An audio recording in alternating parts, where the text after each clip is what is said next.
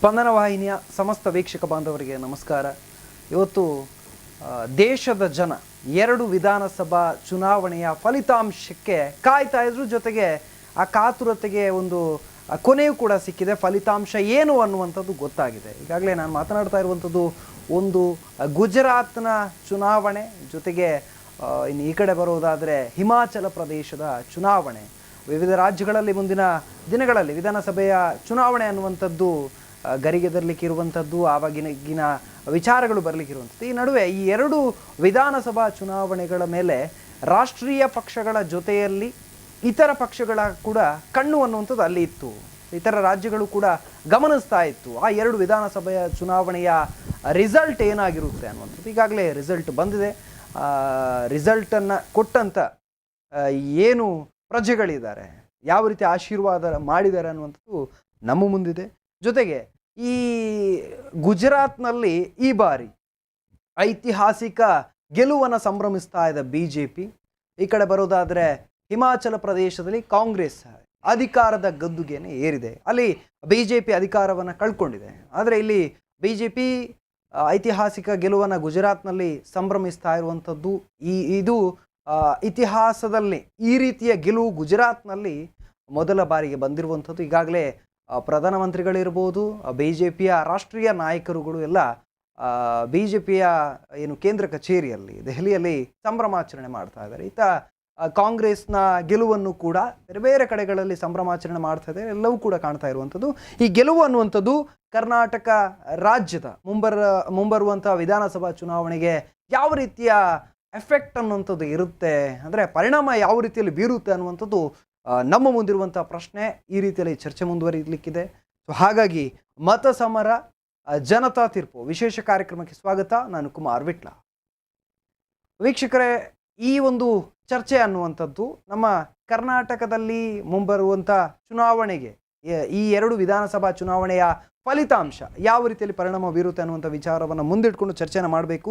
So ನನ್ನ ಜೊತೆಗೆ ಇಬ್ಬರು ಅತಿಥಿಗಳು ಜಾಯ್ನ್ ಆಗಿದ್ದಾರೆ. ಮುಖ್ಯವಾಗಿ ಅತಿಥಿಗಳನ್ನು ಕಾರ್ಯಕ್ರಮಕ್ಕೆ ಸ್ವಾಗತ ಮಾಡಬೇಕು. ಹರೀಶ್ ರೈ ಅವರು ಜಾಯ್ನ್ ಆಗಿದ್ದಾರೆ. 2 ದಶಕಗಳಿಂದ ನಮ್ಮ ಪತ್ರಿಕೋದ್ಯಮ ವಿಭಾಗದಲ್ಲಿರುವವರು, ಜೊತೆಗೆ ರಾಜಕೀಯ ವರದಿಗಾರಿಕೆಗೆ ಹೆಸರಾದವರು. ಸ್ಥಳೀಯ ಚುನಾವಣೆ ಅಥವಾ ರಾಜ್ಯ ವಿಧಾನಸಭಾ ಚುನಾವಣೆಗಳು ಬಂದಾಗ ಅದರ ವರದಿಗಾರಿಕೆ ಇರ್ಬೋದು, ಅಥವಾ ರಾಜಕೀಯ ಸಮೀಕರಣಗಳನ್ನು ಸಮರ್ಥವಾಗಿ ವಿಶ್ಲೇಷಿಸುವಂಥ ಒಂದು ವ್ಯಕ್ತಿತ್ವ ಇವ್ರದ್ದು. ಹಾಗಾಗಿ ಅವರನ್ನು ಈ ಕಾರ್ಯಕ್ರಮಕ್ಕೆ ನಾನು ಪ್ರೀತಿಯಿಂದ ಸ್ವಾಗತಿಸ್ತಾ ಇದ್ದೇನೆ ಸರ್. ಪ್ರೀತಿಯ ಸ್ವಾಗತ. ಹಾಗೆಯೇ ಹಿರಿಯ ಪತ್ರಕರ್ತರು, ಹಾಗೆಯೇ ಬೇರೆ ಬೇರೆ ಸುದ್ದಿ ವಾಹಿನಿಗಳಲ್ಲಿ ಹಿರಿಯ ವರದಿಗಾರರಾಗಿದ್ದವರು ಎಸ್ ಜಯರಾಮ್ ಅವರಿದ್ದಾರೆ. ಅವರನ್ನು ಕೂಡ ಆತ್ಮೀಯವಾಗಿ ಕಾರ್ಯಕ್ರಮಕ್ಕೆ ಸ್ವಾಗತಿಸ್ತಾ ಇದ್ದೇನೆ. ಈ ಒಂದು ಚುನಾವಣೆ ಅನ್ನುವಂಥದ್ದು ಈ ಬಾರಿ ಗುಜರಾತ್ನಲ್ಲಿ ಮುಖ್ಯವಾಗಿ ಏನು BJPಗೆ ಪ್ರತಿಷ್ಠೆಯ ಕಣ ಆಗಿತ್ತು. ಅವರು ರಾಷ್ಟ್ರೀಯ ಮಟ್ಟದಲ್ಲಿ BJP ಒಂದು ರೀತಿಯಲ್ಲಿ ಕಾಂಗ್ರೆಸ್ಸನ್ನು ಭಾರತದಲ್ಲಿ ಕಾಂಗ್ರೆಸ್ ಮುಕ್ತ ರಾಷ್ಟ್ರ ಮಾಡಬೇಕನ್ನುವಂಥ ಛಲದಿಂದ ಮುಂದೆ ಹೋಗಿದ್ದಾರೆ. ಆ ನಡುವೆ ಈ ಬಾರಿ ಹೊಸದಾಗಿ ಅಲ್ಲಿ ಆಮ್ ಆದ್ಮಿ ಪಾರ್ಟಿ ತನ್ನ ಏನು ಗುರುತಿಸುವಿಕೆಯನ್ನು ತೋರಿಸಿದೆ. ಅಲ್ಲಿ 4 ಕ್ಷೇತ್ರಗಳಲ್ಲಿ 5 ಕ್ಷೇತ್ರಗಳಲ್ಲಿ ಗುಜರಾತ್ನಲ್ಲಿ ಆಮ್ ಆದ್ಮಿ ಪಾರ್ಟಿ ಗೆಲುವನ್ನು ಸಾಧಿಸಿದೆ. ಕಾಂಗ್ರೆಸ್ಸಲ್ಲಿ ಹೀನಾಯವಾದಂಥ ಸೋಲು ಅಥವಾ ಆ ರೀತಿ ಹಿನ್ನಡೆ ಅಂತ ಹೇಳ್ಬೋದು. ಕೇವಲ 17 ಕ್ಷೇತ್ರದಲ್ಲಿ ಮಾತ್ರ ಗುರುತಿಸಿಕೊಂಡಿದೆ. BJP ಬರೋಬ್ಬರಿ 156 ಸ್ಥಾನಗಳನ್ನು ಗೆದ್ದುಕೊಂಡಿದೆ. ಅಲ್ಲಿ ಮ್ಯಾಜಿಕ್ ನಂಬರ್ ಇದ್ದಂಥದ್ದು ಕೇವಲ 92, ಆದರೆ BJPಗೆ ಬರೋಬ್ಬರಿ 156 ಸ್ಥಾನಗಳು ಸಿಕ್ಕಿದೆ. ಹಿಮಾಚಲ ಪ್ರದೇಶವನ್ನು ಗಮನಿಸೋದಾದರೆ 68 ವಿಧಾನಸಭಾ ಕ್ಷೇತ್ರಗಳಿತ್ತು. ಅಲ್ಲಿ ಮ್ಯಾಜಿಕ್ ನಂಬರ್ ಇದ್ದಂಥದ್ದು ಸರ್ಕಾರ ರಚನೆ ಮಾಡೋದಕ್ಕೆ 35. BJP 25 ಸ್ಥಾನಗಳನ್ನು ಗೆದ್ದುಕೊಂಡಿದೆ, ಅಲ್ಲಿ ಸೋಲನ್ನು ಅನುಭವಿಸಿದೆ. ಕಾಂಗ್ರೆಸ್ 40 ವಿಧಾನಸಭಾ ಕ್ಷೇತ್ರಗಳನ್ನು ಗೆದ್ದುಕೊಂಡು ಜಯಬೇರಿಯಾಗಿದೆ. ಆಮ್ ಆದ್ಮಿ ಪಾರ್ಟಿ ಅಲ್ಲೂ ಕೂಡ ಸ್ಪರ್ಧೆಯನ್ನು ಮಾಡಿತ್ತು, ಆದರೆ ಗೆಲುವು ಅನ್ನುವಂಥದ್ದು ಸಿಕ್ಕಿಲ್ಲ. ಆದರೆ ಇತರರು 3 ಜನ ಗೆದ್ದುಕೊಂಡಿದ್ದಾರೆ ಅಲ್ಲಿ. ಸೊ ಈ ನಡುವೆ ಈ ಎರಡು ವಿಧಾನಸಭಾ ಚುನಾವಣೆಯಲ್ಲಿ ಆ ಬಳಿಕ ಇನ್ನು ಮುಂಬರುವಂಥ ಕರ್ನಾಟಕ ವಿಧಾನಸಭಾ ಚುನಾವಣೆ ಇದೆ. ಯಾವ ರೀತಿ ಇರಲಿದೆ ಅದರ ಪರಿಣಾಮ ಅನ್ನುವಂಥದ್ದು ಚರ್ಚೆ ಆಗಬೇಕು. ನಾನು ನೇರವಾಗಿ ಹರೀಶ್ ರೈ ಅವರಲ್ಲಿ ಮಾತನಾಡ್ತೇನೆ. ತಾವು ಈ ಎರಡು ಚುನಾವಣೆಯನ್ನು ಗಮನಿಸಿದ್ದೀರಾ ಸರ್? ಒಂದು ಕಡೆ BJP ಅಧಿಕಾರದ ಗದ್ದುಗೆಯನ್ನು ಏರಿದೆ, ಇನ್ನೊಂದು ಕಡೆ ಕಾಂಗ್ರೆಸ್ ಅಧಿಕಾರದ ಗದ್ದುಗೆಯನ್ನು ಏರಿದೆ. ಈ ಎರಡು ಚುನಾವಣೆ ಫಲಿತಾಂಶ ಒಟ್ಟು ತಾವು ಏನು ಹೇಳ್ತಾರೆ ಈ ಒಂದು ಚುನಾವಣೆ ಫಲಿತಾಂಶದ ಬಗ್ಗೆ ಅಂತ? ಮುಖ್ಯವಾಗಿ ಗುಜರಾತ್ನ ಚುನಾವಣೆಯ ಫಲಿತಾಂಶ. ಓಕೆ. ಚುನಾವಣೆಯ ಪೂರ್ವಭಾವವಾಗಿ ಬಂದ ಎಲ್ಲ ಸಮೀಕ್ಷೆಗಳಲ್ಲಿ ಕೂಡ ಬಿ ಜೆ ಪಿ ಬಹಳ ಸಲೀಸಾಗಿ ಮತ್ತೆ ಅಧಿಕಾರವನ್ನು ಪಡೀತದೆ ಅಂತ ಹೇಳುವಂಥದ್ದನ್ನು ಸ್ಪಷ್ಟಪಡಿಸಿತ್ತು. ಹಾಗಾಗಿ ಬಹಳ ಚುನಾವಣೆಯ ಫಲಿತಾಂಶದ ಬಗ್ಗೆ ಕುತೂಹಲ ಇರಲಿಲ್ಲ. ಭಾರತೀಯ ಜನತಾ ಪಾರ್ಟಿಯವರು ಎಷ್ಟು ಸ್ಥಾನಗಳನ್ನು ಪಡಿತಾರೆ ಅಂತ ಹೇಳುವ ಆ ಸಂಖ್ಯೆಯ ಮೇಲೆ ಮಾತ್ರ ದೇಶದ ಜನತೆಯ ಗಮನ ಕೇಂದ್ರೀಕೃತವಾಗಿತ್ತು. ಆದರೆ ಆ ನಿರೀಕ್ಷೆಗೂ ಮೀರಿ ಅವರು 100-150 ಸ್ಥಾನಗಳನ್ನು ಗೆಲ್ತೇವೆ ಅಂತ ಭಾರತೀಯ ಜನತಾ ಪಾರ್ಟಿಯವರು ಹೇಳಿಕೊಂಡಿದ್ರು ಕೂಡ ಇವತ್ತು 156 ಸ್ಥಾನಗಳನ್ನು ಗೆಲ್ಲುವ ಮೂಲಕ ಮೊದಲ ಬಾರಿಗೆ 1985ರಲ್ಲಿ ಮೋಸ್ಟ್ಲಿ ಕಾಂಗ್ರೆಸ್ 145-147 ಸ್ಥಾನವನ್ನು ಗೆದ್ದಿರಬೇಕು. ಆ ದಾಖಲೆಯನ್ನು ಮೀರಿ ಕೂಡ ಇವತ್ತು ಮೋದಿಯವರ ವರ್ಚಸ್ಸು ಮತ್ತು ಅಲ್ಲಿ ಅವರು ಮಾಡಿದಂಥ ಅಭಿವೃದ್ಧಿ ಕಾರ್ಯಗಳು ಇವತ್ತು ವರ್ಕೌಟ್ ಆಗಿದೆ ಅಂತ ಹೇಳುವಂಥದ್ದನ್ನು ನಾವು ಗುಜರಾತ್ ಫಲಿತಾಂಶದ ಮೂಲಕ ಕಾಣಬಹುದು. ಇನ್ನೊಂದು ಹಿಮಾಚಲ ಪ್ರದೇಶದ ಫಲಿತಾಂಶ. ಹಿಮಾಚಲ ಪ್ರದೇಶದಲ್ಲಿ ಪ್ರತಿ ಚುನಾವಣೆ ಬಂದಾಗ ಭಾರತೀಯ ಜನತಾ ಪಾರ್ಟಿ ಒಮ್ಮೆ ಅಧಿಕಾರಕ್ಕೆ ಬರುವುದು, ನಂತರ ಕಾಂಗ್ರೆಸ್ ಅಧಿಕಾರಕ್ಕೆ ಬರುವುದು, ಕಳೆದ 2 ದಶಕದಿಂದ ಈ ರೀತಿಯ ಬದಲಾವಣೆಗಳನ್ನು ಜನ ಮಾಡ್ತಾನೇ ಇದ್ದಾರೆ. ಇಲ್ಲೂ ಕೂಡ ಸಮೀಕ್ಷೆಗಳಲ್ಲಿ ಭಾರತೀಯ ಜನತಾ ಪಾರ್ಟಿಯಲ್ಲಿ ಅಧಿಕಾರವನ್ನು ವಹಿಸೋದು ಈ ಸಲ ಮತ್ತೆ ಅಧಿಕಾರ ಪಡೆಯುವುದು ಕಷ್ಟ ಅಂತ ಹೇಳುವಂಥ ಒಂದು ಸಮೀಕ್ಷೆಗಳಿದ್ದವು. ಸಾಮಾನ್ಯವಾಗಿ ಅಧಿಕಾರದಲ್ಲಿರುವ ಪಕ್ಷ ಮತ್ತೆ ಅಧಿಕಾರಕ್ಕೆ ಹಿಡಿಯುವಂಥದ್ದು ಯಾವುದೇ ರಾಜ್ಯದಲ್ಲಿ ಯಾವುದೇ ಪಕ್ಷ ಇರಲಿ ಸ್ವಲ್ಪ ಅಧಿಕಾರದ ಅವರ ಆಡಳಿತ ವಿರೋಧಿ ಅಲೆ ಇದ್ದೇ ಇರ್ತದೆ. ಹಿಮಾಚಲ ಪ್ರದೇಶದಲ್ಲಿ ಒಂದು ಆಡಳಿತ ವಿರೋಧಿ ಅಲೆ, ಇನ್ನೊಂದು ನನಗೆ ಅನಿಸ್ತದೆ ಮೋದಿಯವರು ಮತ್ತು ಕೇಂದ್ರದ BJPಯ ಪೂರ್ತಿ ಗಮನ ಅವರು ಗುಜರಾತನ್ನೇ ಟಾರ್ಗೆಟ್ ಮಾಡಿ ಗುಜರಾತಲ್ಲೇ ಒಂದು ಅಭೂತಪೂರ್ವ ಜಯ ಸಾಧಿಸಬೇಕು ಅಂತ ಅವರ ಎಲ್ಲ ಗಮನವನ್ನು ಗುಜರಾತ್ ಕಡೆ ಕೇಂದ್ರೀಕರಣ ಮಾಡಿದ ಕಾರಣ ಎಲ್ಲೋ ಸ್ವಲ್ಪ ಹಿಮಾಚಲ ಪ್ರದೇಶದಲ್ಲಿ ಅವರ ಸ್ಥಾನಗಳಿಗೆ ಹಿನ್ನಡೆ ಆಗಿರ್ಬೋದು ಅಂತ ನನಗನ್ನಿಸ್ತದೆ. ಓಕೆ, ಅಂದರೆ ಒಂದನ್ನು ಕೇಂದ್ರೀಕರಣ ಮಾಡಿಕೊಂಡು ಅದನ್ನೊಂದನ್ನು ಗೆಲ್ಲೇಬೇಕು ಅನ್ನುವಂಥ ಹಠ ಇತ್ತು. ಹೌದು, ಗುಜರಾತ್ ಅವರಿಗೆ ಇಡೀ ದೇಶದಲ್ಲೇ ಅವರಿಗೆ ಬಹಳ ಪ್ರಮುಖವಾದ ಇದು. ಅವರಿಗೆ ಮುಂದಿನ ಲೋಕಸಭಾ ಚುನಾವಣೆಗೋಸ್ಕರ ಇರ್ಬೋದು ಅಥವಾ ಆ ಎಲ್ಲ ಇದಕ್ಕೂ ಅವರಿಗೆ ಆ ಒಂದು 150 ಸ್ಥಾನಗಳ ಮೇಲೆ ಗೆದ್ದು ಅದನ್ನು ತೋರಿಸುವಂಥ ಅನಿವಾರ್ಯತೆ ಕೂಡ BJPಗಿತ್ತು ಅಲ್ಲಿ. ಓಕೆ, ಎಸ್ ಜಯರಾಮ್ ಅವರಿದ್ದಾರೆ. ಸೊ ತಾವು ಏನು ಹೇಳ್ತೀರಾ ಸರ್, 2 ವಿಧಾನಸಭಾ ಚುನಾವಣೆ ಈಗ ದಿಲ್ಲಿಯಲ್ಲಿ BJP ಸಂಭ್ರಮಾಚರಣೆ ಮಾಡಿತ್ತು. ಅದರಲ್ಲಿ ಪ್ರಧಾನಿ ನರೇಂದ್ರ ಮೋದಿ ಅವರೇ ಹೇಳ್ತಾರೆ, ಈ 150+ ಅಂದರೆ 150 ಸ್ಥಾನಗಳಲ್ಲಿ ಭಾರತೀಯ ಜನತಾ ಪಕ್ಷ ಏನು ಗೆಲುವು ಸಾಧಿಸಿದೆಯೋ ಅದು ಗುಜರಾತ್ ಎಂಬ ರಾಜ್ಯ ಅಸ್ತಿತ್ವಕ್ಕೆ ಬಂದಂದಿನಿಂದ ದಾಖಲೆಯ ಗೆಲುವು ಅಂತ. ಸುಮಾರು ಅವರು 45 ನಿಮಿಷಗಳಿಗಿಂತ ಹೆಚ್ಚು ಅವಧಿ ಮಾತಾಡ್ತಾರೆ. ಅದನ್ನು ನಾವು ಗಣನೆಗೆ ತೆಕ್ಕೊಂಡ್ರೆ ಗುಜರಾತಿನ ಫಲಿತಾಂಶ ಖುದ್ದು ಕಾಂಗ್ರೆಸ್ಸಿಗರಿಗೆ BJPಗರಿಗೆ ಅಚ್ಚರಿ ಮೂಡಿಸಿದೆ. ಕಾಂಗ್ರೆಸ್ಸು ಅಲ್ಲಿ ಏನೋ ಪ್ರಯತ್ನ ಮಾಡಲಿಕ್ಕೆ ಹೊರಟಿತ್ತು, ಆಗಲಿಲ್ಲ. ಇವತ್ತು ನೀವು ಆ ನಂತರ ನೋಡಿ ಸಿದ್ದರಾಮಯ್ಯರ ಸ್ಟೇಟ್ಮೆಂಟನ್ನು ನೋಡಿ, ಆಪಲ್ಲಿ BJPಯ B ಟೀಮ್ ಆಗಿ ಕೆಲಸ ಮಾಡಿದೆ ಅಂತ. ಹೌದು, ಗುಜರಾತ್ನಲ್ಲಿ. ಆದ್ದರಿಂದ ಅಲ್ಲಿಯ ಪೊಲಿಟಿಕಲ್ ಈಕ್ವೇಷನ್ಸ್ ಅಥವಾ ಅಲ್ಲಿ ಏನು ಸೋಷಿಯಲ್ ಎಂಜಿನಿಯರಿಂಗ್ ಮಾಡಿದರು, ಸಾಮಾಜಿಕ ಇಂಜಿನಿಯರಿಂಗ್ ಏನು ಮಾಡಿದರು ಮೋದಿಯವರು ಅಂತ ಹೇಳೋದೆಲ್ಲ ಇಲ್ಲಿ ಈ ಫಲಿತಾಂಶದ ಮೇಲೆ ಪರಿಣಾಮ ಬೀರಿದೆ. ಅವರು ನೋಡಿ 26ಕ್ಕಿಂತ ಹೆಚ್ಚು ದೊಡ್ಡ ರ್ಯಾಲಿಗಳನ್ನು ಮೋದಿಯವರು ಮಾಡ್ತಾರೆ. ಹೌದು, ಅದನ್ನೇ ಗಮನಕ್ಕೆ ತಗೊಳ್ತಾರೆ. ಹಾಗೆ ನೋಡಿದರೆ ಮೋದಿ ಇಲ್ಲದೆ ಗುಜರಾತ್ ವಿಧಾನಸಭೆ ಚುನಾವಣೆ ಎದುರಿಸಿದ್ದು ಇದು 2ನೇ ಬಾರಿ. 2017ರಲ್ಲಿ ಮೋದಿಯವರು ಅಲ್ಲಿ ಇರಲಿಲ್ಲ, ಮುಖ್ಯಮಂತ್ರಿ ಆಗಿರಲಿಲ್ಲ. ಹೌದು, ಇದು ಮೋದಿ ಇಲ್ಲದೆ, ಮೋದಿ ಮುಖ್ಯಮಂತ್ರಿ ಆಗಿಲ್ಲದೆ ಅಂದರೆ ಆ ರಾಜ್ಯದಲ್ಲಿ ಇಲ್ಲದೆ ಎದುರಿಸಿ ಗೆದ್ದಂತಹ ದೊಡ್ಡ ಸಾಧನೆ. ಅದಕ್ಕೆ ಅವರು ಹೇಳ್ತಾರೆ ಭೂಪೇಂದ್ರರೇ ದೊಡ್ಡ ಸಾಧನೆ ಮಾಡಿದರು, ಇದು ಇನ್ನು ಮುಂದೆಯೂ ದೊಡ್ಡ ಸಾಧನೆ ಮಾಡಬೇಕು ಅಂತ. ಇಲ್ಲಿ ಆದ ಫಲಿತಾಂಶ ನೋಡಿ, ಕಾಂಗ್ರೆಸ್ ಇವತ್ತು ಅದಕ್ಕೊಂದು ವಿಪಕ್ಷ ಸ್ಥಾನಮಾನ ಕೂಡ ಇಲ್ಲದೆ ಆಗಿ ಹೋಯ್ತು. ಇವತ್ತು ಅಲ್ಲಿ ನಾವು ಒಂದು ಸಣ್ಣ ಸ್ಟ್ಯಾಟಿಸ್ಟಿಕ್ಸ್ ತೆಗೆದರೆ ಬಹುಶಃ ಕಾಂಗ್ರೆಸ್ಸಿನ ಮತಗಳನ್ನೇ ಕದಿಯಿತು. ಆದ್ದರಿಂದ ಕಾಂಗ್ರೆಸ್ಸಿನ ಸೋಲಿನ ಮೇಲೆ ಈ ಮೇಲ್ನೋಟಕ್ಕೆ ಈಗ ಏನಂದರೆ ಇನ್ನು ಪರ್ಸೆಂಟೇಜು, ಇನ್ನು ಅದರಲ್ಲಿ ಎಷ್ಟು ಪರ್ಸೆಂಟಲ್ಲಿ ಗೆದ್ದಿದ್ದಾರೆ ಇದೆಲ್ಲ ಲೆಕ್ಕಾಚಾರ ಆದಾಗ ನಮಗೆ ಒಂದು ಸ್ಪಷ್ಟ ವಿಷಯ ಗೊತ್ತಾಗೋದು. ಹಿಮಾಚಲ ಪ್ರದೇಶದಲ್ಲಿ ನೀವು ಕಾಂಗ್ರೆಸ್ ಗೆದ್ದದ್ದಕ್ಕೆ ಕಾಂಗ್ರೆಸ್ಸಿಗರು ಕೊಡ್ತಾ ಇರುವ ಸಬೂಬು ಏನು ಅಂತಂದರೆ ಅಲ್ಲಿ ಬೌದ್ಧ ಮತದವರಿದ್ದರು, ಬೌದ್ಧ ಮತದ ಕಣಿವೆ ರಾಜ್ಯ ಅದು. ಆದ್ದರಿಂದ ಅದು ನಮಗೆ ಸಪೋರ್ಟ್ ಸಿಕ್ಕಿತು ಅಂತ ಒಂದು ವಿಶ್ಲೇಷಣೆಯನ್ನು ಕಾಂಗ್ರೆಸ್ ನಾಯಕರೇ ಮಾಡಿದ್ದಾರೆ. ಹೀಗೆ ಮತ್ತು ಹಿಮಾಚಲ ಪ್ರದೇಶದಲ್ಲಿ BJP ಅಲ್ಲಿಯ ನಾಯಕತ್ವ ಸ್ಥಳೀಯವಾಗಿ ಒಂದು ಕೆಲವು ಭಿನ್ನಮತಗಳಿರ್ತವೆ, ಅದನ್ನು ಪರಿಹರಿಸಲಿಕ್ಕೆ ಹೆಚ್ಚು ಗಮನ ಕೊಡಲಿಲ್ಲ. ಅದು ಹರೀಶ್ ರೈ ಅವರು ಹೇಳಿದಾಗೆ ಅದರ ಗಮನ ಪೂರ ಗುಜರಾತ್ ಮೇಲೆ ಇತ್ತು. ಹಿಮಾಚಲ ಪ್ರದೇಶಕ್ಕೆ ಅದು ಹೆಚ್ಚು ಗಮನ ಕೊಡಲಿಲ್ಲ. ಆದರೆ ಹಿಮಾಚಲ ಪ್ರದೇಶವನ್ನು ಭಾರತೀಯ ಜನತಾ ಪಕ್ಷಕ್ಕೆ ಪ್ರತಿಷ್ಠಿತ ಕಣ ಆಗಲಿಲ್ಲ ಅಂತ ಹೇಳಲಿಕ್ಕೆ ಸಾಧ್ಯ. ಯಾಕಂದರೆ ಇಡೀ ದೇಶದ BJP ಅಧ್ಯಕ್ಷರು ಆ ರಾಜ್ಯಕ್ಕೆ ಸೇರಿದವರು. ಈಗ ಟೋಟಲಿ ನೀವು ಹಿಮಾಚಲ ಸಣ್ಣ ರಾಜ್ಯ ಇರ್ಬೋದು, ಆದರೆ BJPಗೆ ನಷ್ಟ ಆದದ್ದು ಒಂದು ರಾಜ್ಯ ಹೌದೇ. ಇದು ಅವರ ಕಾಂಗ್ರೆಸ್ ಮುಕ್ತ ಭಾರತ ಏನು ಅವರ ದೊಡ್ಡ ಗುರಿ ಇತ್ತಲ್ಲ, ಅದಕ್ಕೆ ಒಂದು ಈಗ ಕಾಂಗ್ರೆಸ್ ಇಲ್ಲಿ ಸವಾಲು ಕೊಟ್ಟಿದೆ. ಓಕೆ ಓಕೆ ಸರ್, ನಿಮ್ಮ ಮಾತನ್ನು ಕೇಳಿದೆ. ಅದರಲ್ಲಿ ಒಂದು ಮಾತನ್ನು ತಾವು ಹೇಳಿದ್ರಿ, ಅಂದರೆ ಗುಜರಾತಲ್ಲಿ ಮೋದಿಯ ವರ್ಚಸ್ಸಿಗಿಂತ ಅಲ್ಲಿನ ನಾಯಕರುಗಳು ಇರ್ಬೋದು ಅಥವಾ ಎಲ್ಲರೂ ಒಟ್ಟಾಗಿ ಶ್ರಮಿಸಿದ್ರೇನು ಅದರ ಫಲಿತಾಂಶ ಅಂತ. ಹಾಗಾದ್ರೆ ಅಲ್ಲಿ ಮೋದಿಯ ವರ್ಚಸ್ ಅನ್ನುವಂಥದ್ದು ಪಾಯಿಂಟೇ ಆಗಿಲ್ವಾ ಅಂತ ಕೇಳೋದು. ಚುನಾವಣೆಗೆ ಏನು ಪ್ರಾಮುಖ್ಯತೆ ಬೀರಲಿಲ್ವಾ ಅಂತ. ಮೋದಿ ಗುಜರಾತಿಗೆ ಕೊಟ್ಟಷ್ಟು ಮಹತ್ವವನ್ನು ಹಿಮಾಚಲಕ್ಕೆ ಕೊಡಲಿಲ್ಲ ಅಂತ ಹೇಳಿ ಅರ್ಥೈಸುವುದು ಹೆಚ್ಚು ಸೂಕ್ತ ಇದರಲ್ಲಿ. ಯಾಕೆ ಹೇಳಿದ್ರೆ ಮೋದಿಯವರಿಗೆ ಇದು ಅಳಿವುಳಿನ ಪ್ರಶ್ನೆ ಆಯಿತು. ಗುಜರಾತ್ ಗೆಲ್ಲಲೇಬೇಕಾಗಿತ್ತು. ಮತ್ತು 25 ವರ್ಷದ ಇತಿಹಾಸ ಇತ್ತಲ್ಲ, 27 ವರ್ಷದ ಇತಿಹಾಸ ಉಂಟು. ಎಲ್ಲರೂ ಹೇಳ್ತಿದ್ರು ಅಲ್ಲಿ ಅಧಿಕಾರ ಆಡಳಿತ ವಿರೋಧಿ ಅಲ್ಲೇ ಬರಬಹುದು ಅಂತ. ಆದರೆ ಮೋದಿ ಎಲ್ಲೂ ಕೂಡ, ಯಾಕಂದರೆ ನೀವು ಹಿಂದೆ ನೋಡಿ, ಮೋದಿಯ ವಿರುದ್ಧ ಇರುವ ಆರೋಪಗಳೇನು ಕಡಿಮೆಯ? ಸಾವಿನ ವ್ಯಾಪಾರಿ ಅಂತೇಳಿ ಸೋನಿಯಾ ಗಾಂಧಿ ಟೀಕಿಸಿದ್ರು. ಮೋದಿಗೆ ಒಂದು ವಿಶೇಷ ಶಕ್ತಿ ಇದೆ. ನೀವು ಏನೇ ಟೀಕೆ ಮಾಡಿ, ಎಷ್ಟೇ ಟೀಕೆ ಮಾಡಿ, ಏನು ಬೇಕಿದ್ರೂ ಮಾಡಿ, ಆ ಟೀಕೆಯನ್ನು ನಾನು ಆಭರಣ ಆಗಿ ಧರಿಸಿಕೊಳ್ತೇನೆ ಅಂತ ಹೇಳೋದಿದೆ. ಯಾಕಂದರೆ ಖರ್ಗೆ ಅವರು ಏನು ಹೇಳಿದರು? ರಾವಣ 10 ತಲೆಗಳು, ಅವರು ರಾಕ್ಷಸ ಅಂತ ಹೇಳುವ ಅರ್ಥದಲ್ಲಿ ಹೇಳಿದರು. ಅವರು ಅದನ್ನು ಏನು ಮಾಡಿದರು? ಯಾವ ರೀತಿ ಮುಂದೆ ಹೋದರು? ಅವರು ಗುಜರಾತಿನ ಮಗನಿಗೆ ಮಾಡಿದ ಅವಮಾನ, ಗುಜರಾತಿಗರಿಗೆ ಮಾಡಿದ ಅವಮಾನ, ಅದನ್ನೊಂದು ಈವೆಂಟ್ ಮಾಡಿದ್ರಲ್ಲ. ಈವೆಂಟ್ ಮಾಡಿದ್ರಲ್ಲ. ಸೊ ಇದು ಕೂಡ ಜನರ ಮೇಲೆ ಪರಿಣಾಮ ಇರ್ತದೆ. ಅದರ ಅರ್ಥ ಮೋದಿಯ ವರ್ಚಸ್ ಇಲ್ಲ ಅಂತಲ್ಲ. ಹಾಗೆ ಮೋದಿಯ ವರ್ಚಸ್ಸೇ ಒಂದು ಪಕ್ಷವನ್ನು ಗೆಲ್ಲಿಸ್ತದೆ ಶತಸಿದ್ಧ ಅಂತ ಆದರೆ ಹಿಮಾಚಲ ಯಾಕೆ ಮೋದಿ ವರ್ಚಸ್ ಆಗಲಿಲ್ಲ? ಮೋದಿಯ ವರ್ಚಸ್ಸನ್ನು ಇಲ್ಲಿ ನಾವು ಪ್ಲಸ್ ಪಾಯಿಂಟ್ ಅಂತ ಭಾವಿಸೋದಾದರೆ ಅಲ್ಲಿ ಯಾಕೆ ಮೋದಿ ವರ್ಚಸ್ಸು ನೆಗೆಟಿವ್ ಆಯಿತು? ಮೋದಿ ಕೊಟ್ಟ ಆದ್ಯತೆ ಇಲ್ಲಿಗಾಯಿತು, ಹೆಚ್ಚು ಗುಜರಾತಿಗಾಯಿತು. ಒಂದು ವೇಳೆ ನಾವು ಹೇಳೋದಾದ್ರೆ ಒಂದು ಹಿಮಾಚಲಕ್ಕೆ ಹೋದರೆ ಗೆಲ್ತಿದ್ರು ಅಂತ ಹೇಳೋದು. ಯಾಕಂದರೆ ಈಗ ವಿಜಯೋತ್ಸವ ಸಂಭ್ರಮದಲ್ಲಿ ಪ್ರಧಾನಿಯವರು ಹೇಳ್ತಾರೆ, ಸ್ಟಾಟಿಸ್ಟಿಕ್ ತೆಗೆದಿದ್ದಾರೆ, ನಾವು 1%ಗಿಂತ ಕಡಿಮೆ ಅಂತರದಲ್ಲಿ ಕೆಲವು ಕಡೆ ಸೋತಿದೆ. ಅಂದರೆ ಅವರ ಗೆಲುವು 1% ಮತಕ್ಕಿಂತ ಕಡಿಮೆ ಅಂತರದಲ್ಲಿದೆ, ಅದನ್ನು ನಾವು ಮೇಕಪ್ ಮಾಡ್ತೇವೆ ಅಂತ ಹೇಳ್ತಾರೆ. ಸೊ ಅವರು ಸ್ಟ್ಯಾಟಿಸ್ಟಿಕಲಿ ಕರೆಕ್ಟ್ ಇದ್ದಾರೆ. ಅವರಿಗೆ ಮುಂದಿನ ಈ ಹಂತದಲ್ಲಿ ನಿಂತು ಮುಂದೆ 5 ವರ್ಷಗಳ ನಂತರ ಅವರ ಕಾರ್ಯಾಚರಣೆ ಯೋಜನೆ ಏನು ತನ್ನದು ಅಂತ ಅದನ್ನು ಈಗ ಹೇಳ್ತಾ ಇದ್ದಾರೆ ಅವರು. ಓಕೆ, ಹರೀಶ್ ರಾವ್ ಅವರೇ, ಈ ಗುಜರಾತ್ ಚುನಾವಣೆಯಲ್ಲಿ ಈ ಮೋದಿಯವರ ಒಂದು ಯಾವುದೇ ನಾಯಕತ್ವ ಆಗಲಿ ಅಥವಾ ಅವರ ಪಾತ್ರ ಇಲ್ಲದೆ ಚುನಾವಣೆಯನ್ನು ಎದುರಿಸ್ತಾ ಇದ್ರೆ ಏನಾಗ್ತಿತ್ತು ನಿಮ್ಮ ಪ್ರಕಾರ ಅಲ್ಲಿ ಚುನಾವಣೆ ಅಂತ?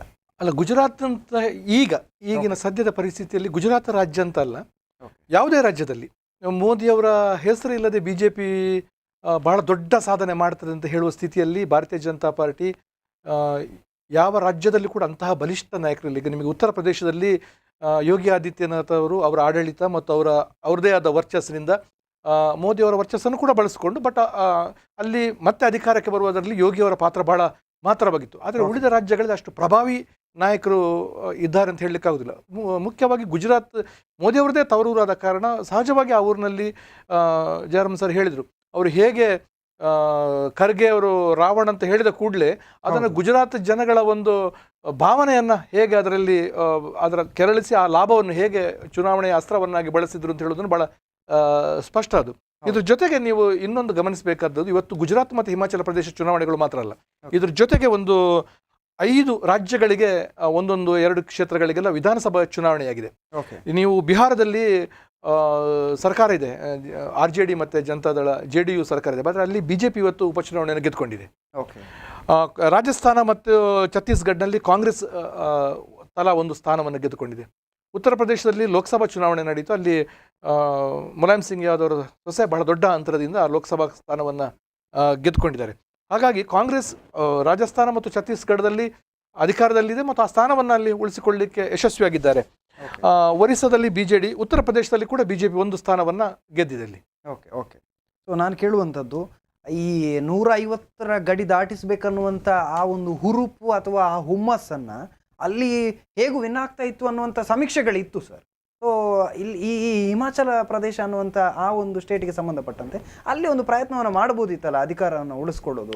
ಇಲ್ಲ, ನಿಮಗೆ ನಾನು ಇನ್ನು ಸಂಪೂರ್ಣವಾಗಿ ನನ್ನ ಇದು ಅಂಕಿಅಂಶಗಳು ತಪ್ಪಿರಬಹುದು, ಆದರೆ ಹಿಮಾಚಲ ಪ್ರದೇಶದಲ್ಲಿ 43% BJP ಪರ ಮತ, 43.5% ಎಲ್ಲ ಒಂದು 0.5% ಮತದಾನ ಮಾತ್ರ ವ್ಯತ್ಯಾಸ ಆಗಿದೆ. ಇನ್ನು ನಾಳೆಯ ಮತದಾನದಾಗ ಒಂದು, ಆದರೆ ಬಹಳ ಸಣ್ಣ, ಹಾಗಾಗಿ ಅಲ್ಲಿ ಪ್ರಯತ್ನಗಳು ನಡೆದಿಲ್ಲ ಅಂತ ಹೇಳಲಿಕ್ಕೆ ಆಗೋದಿಲ್ಲ.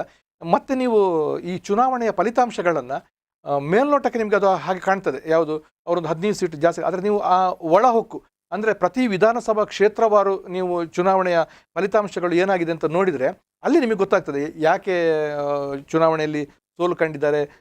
ಈ ಬಹುಕೋನ ಸ್ಪರ್ಧೆಗಳಿಂದಾಗಿ ಹೇಗೆ ಮತಗಳಿದಾಯಿತು, ಬಿಜೆಪಿಯ ರೆಬೆಲ್ ಅಭ್ಯರ್ಥಿಗಳು ನಿಂತ ಕಾರಣ ಎಷ್ಟು ಸ್ಥಾನಗಳನ್ನು ಅವರು ಕಳ್ಕೊಂಡಿದ್ದಾರೆ, ಈ ಎಲ್ಲ ಅಂಶಗಳು ನೀವು ಕ್ಷೇತ್ರವಾರು ಅದರ ಫಲಿತಾಂಶಗಳನ್ನು ನೋಡಿದರೆ ತಿಳಿತದೆ.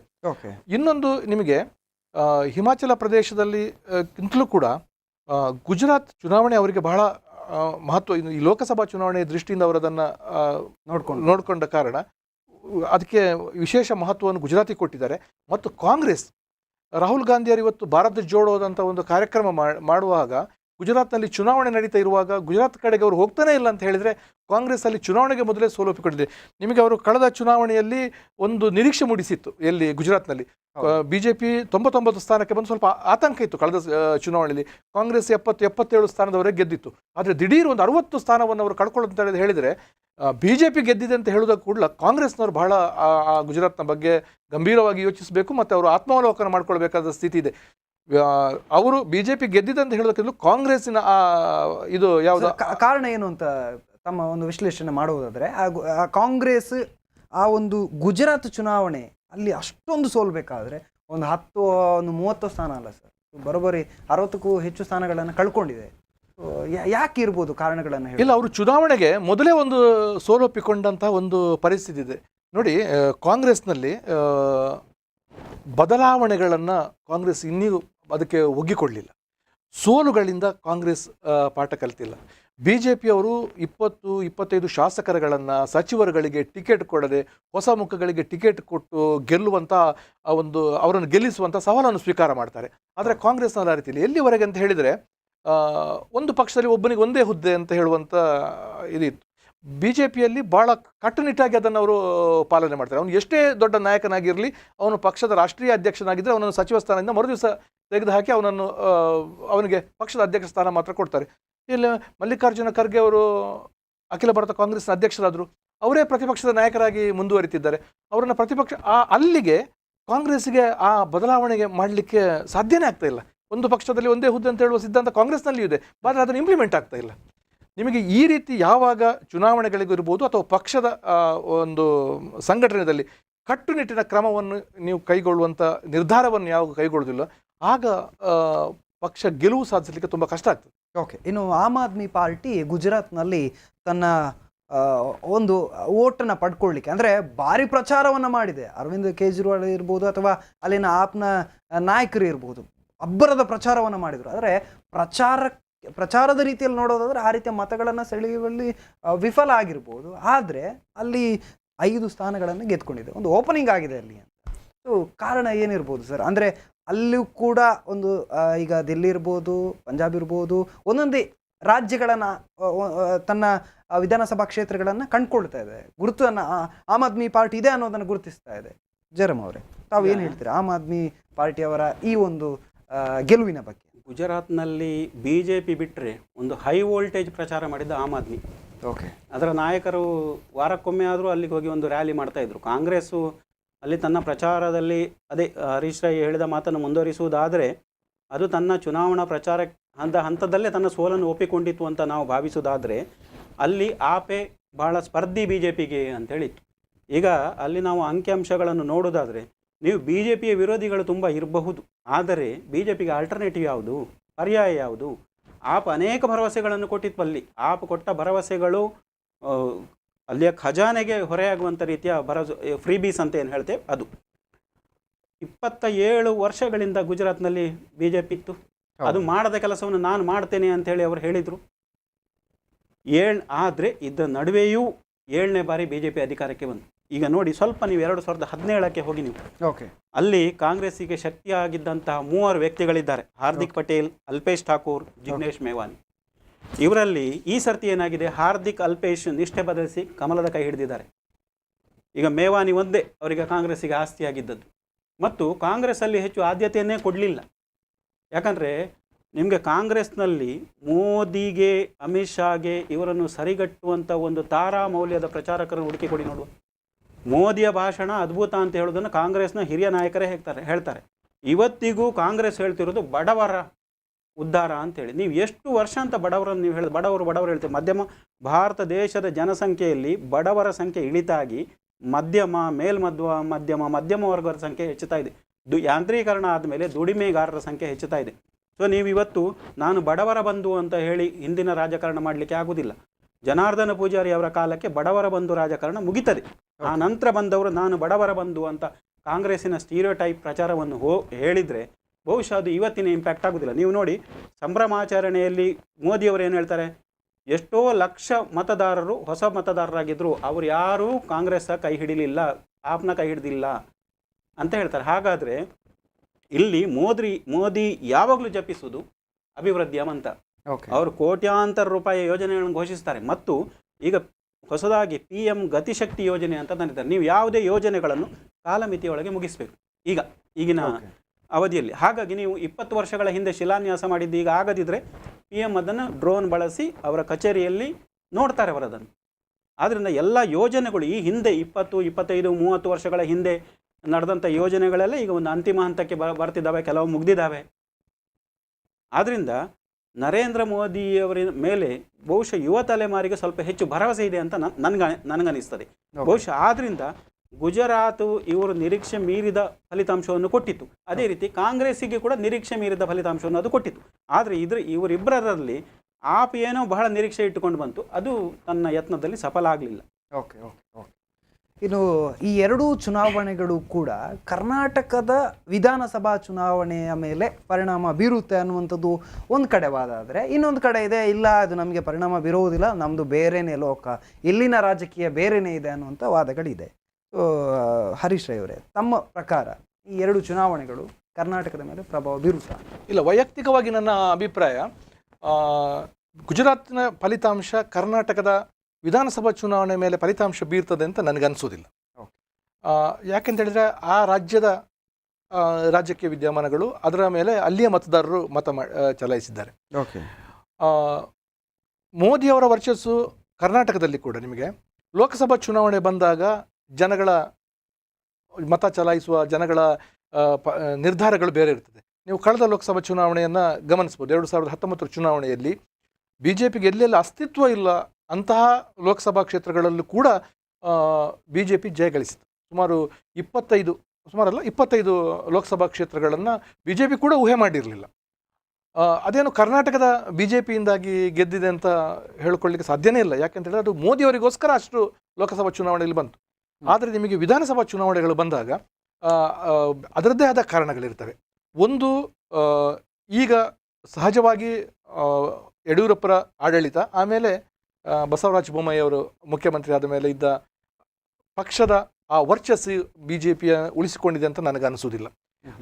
ಯಡಿಯೂರಪ್ಪರವರು ಬಹಳ ಪ್ರಭಾವಿ ನಾಯಕರು ಮತ್ತು ಯಡಿಯೂರಪ್ಪರಿಗೆ ತನ್ನದೇ ಆದ ವರ್ಚಸ್ಸಿತ್ತು. ಆ ಮಟ್ಟದ ವರ್ಚಸ್ಸನ್ನು ಬೊಮ್ಮಾಯಿ ಅವರಿಗೆ ಮುಖ್ಯಮಂತ್ರಿ ಆದಮೇಲೆ ಅವರು ಬೆಳೆಸ್ಕೊಳ್ಳಿಲ್ಲ.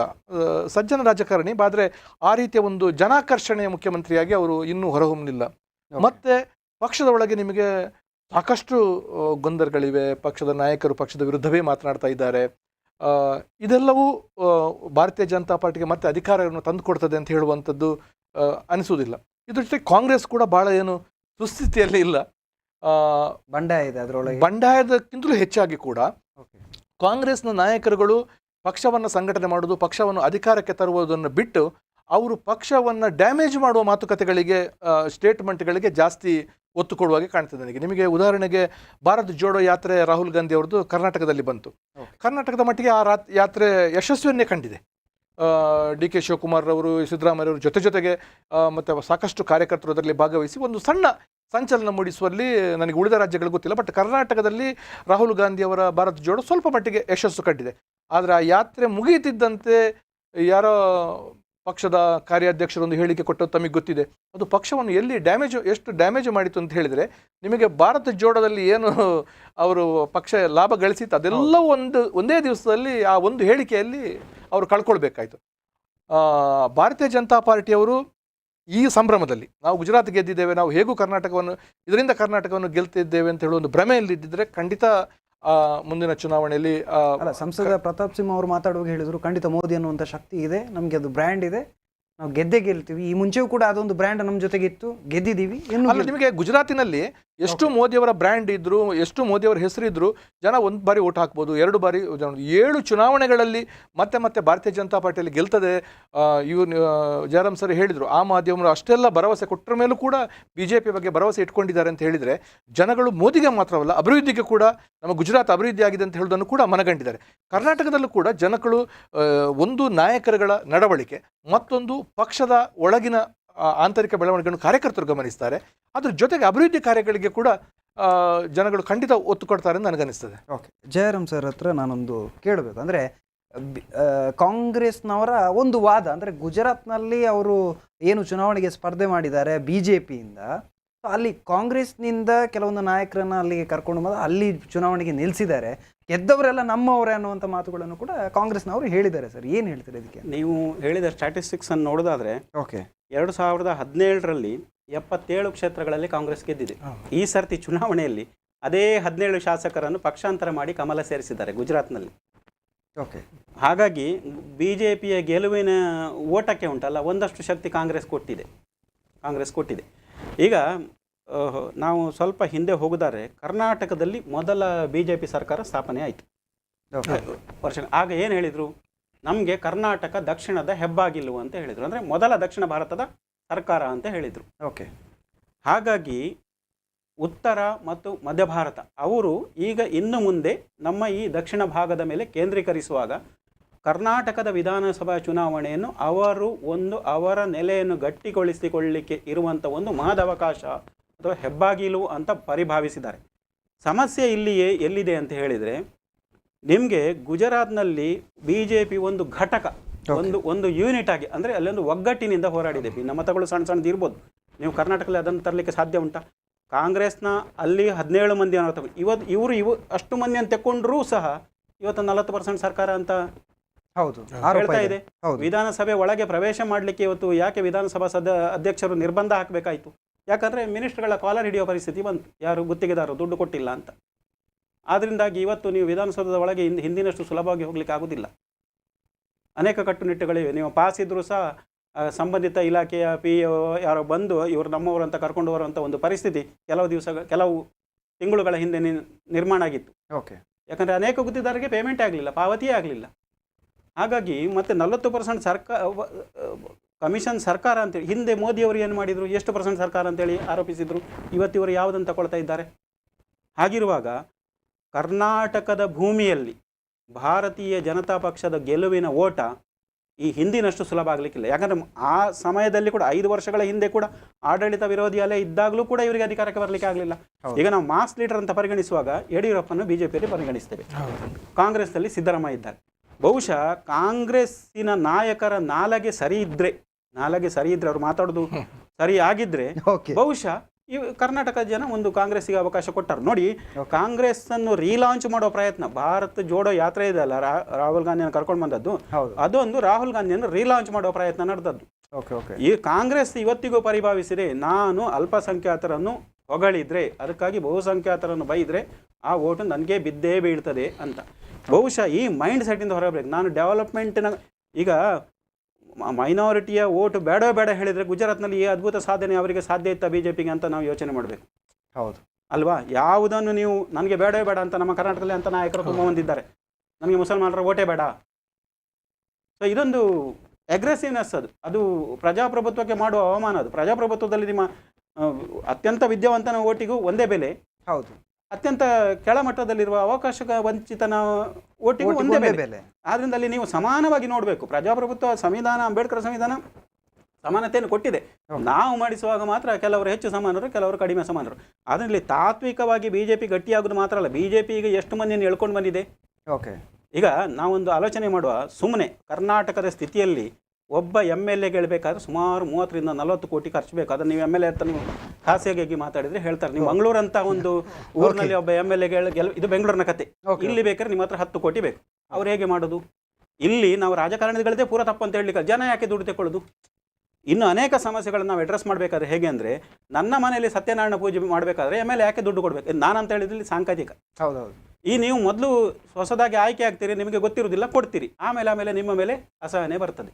ಹೌದು. ಯಾಕಂದ್ರೆ ಆಮೇಲೆ ಕೊಡ್ಲಿಕ್ಕೆ ಆಗೋದು ನೀವು ಎಷ್ಟು ಮಂದಿ ಅಂತ ಕೊಡ್ಬೋದು. ಆಗ ನೀವು ವರ್ಗಾವಣೆ ಮಾಡಬೇಕು, ಇಲ್ಲ ಇನ್ನೇನಾದರೂ ಮಾಡಬೇಕು, ಕಮಿಷನ್ ತಗೊಳ್ಬೇಕು, ಗುತ್ತಿಗೆದಾರನ ಕಮಿಷನ್. ಈಗ ಎಷ್ಟು ಇಲ್ಲಿ ನಾನೀಗ ಹೇಳಿದರೆ ಇವತ್ತು BJP ಸರ್ಕಾರದ ಅನೇಕ ಶಾಸಕರು ಮಂತ್ರಿಗಳ ಶಿಲಾನ್ಯಾಸ ಮಾಡ್ಬೇಕಾದ್ರೆ ನಿನ್ನ ಪರ್ಸೆಂಟೇಜ್ ಮೊದಲು ಕೊಡು ಅಂತ ಹೇಳ್ತಾರಂತೆ. ಇದು ಸುಳ್ಳಿರ್ಲಿಕ್ಕೆ ಸಾಧ್ಯ ಇಲ್ಲ.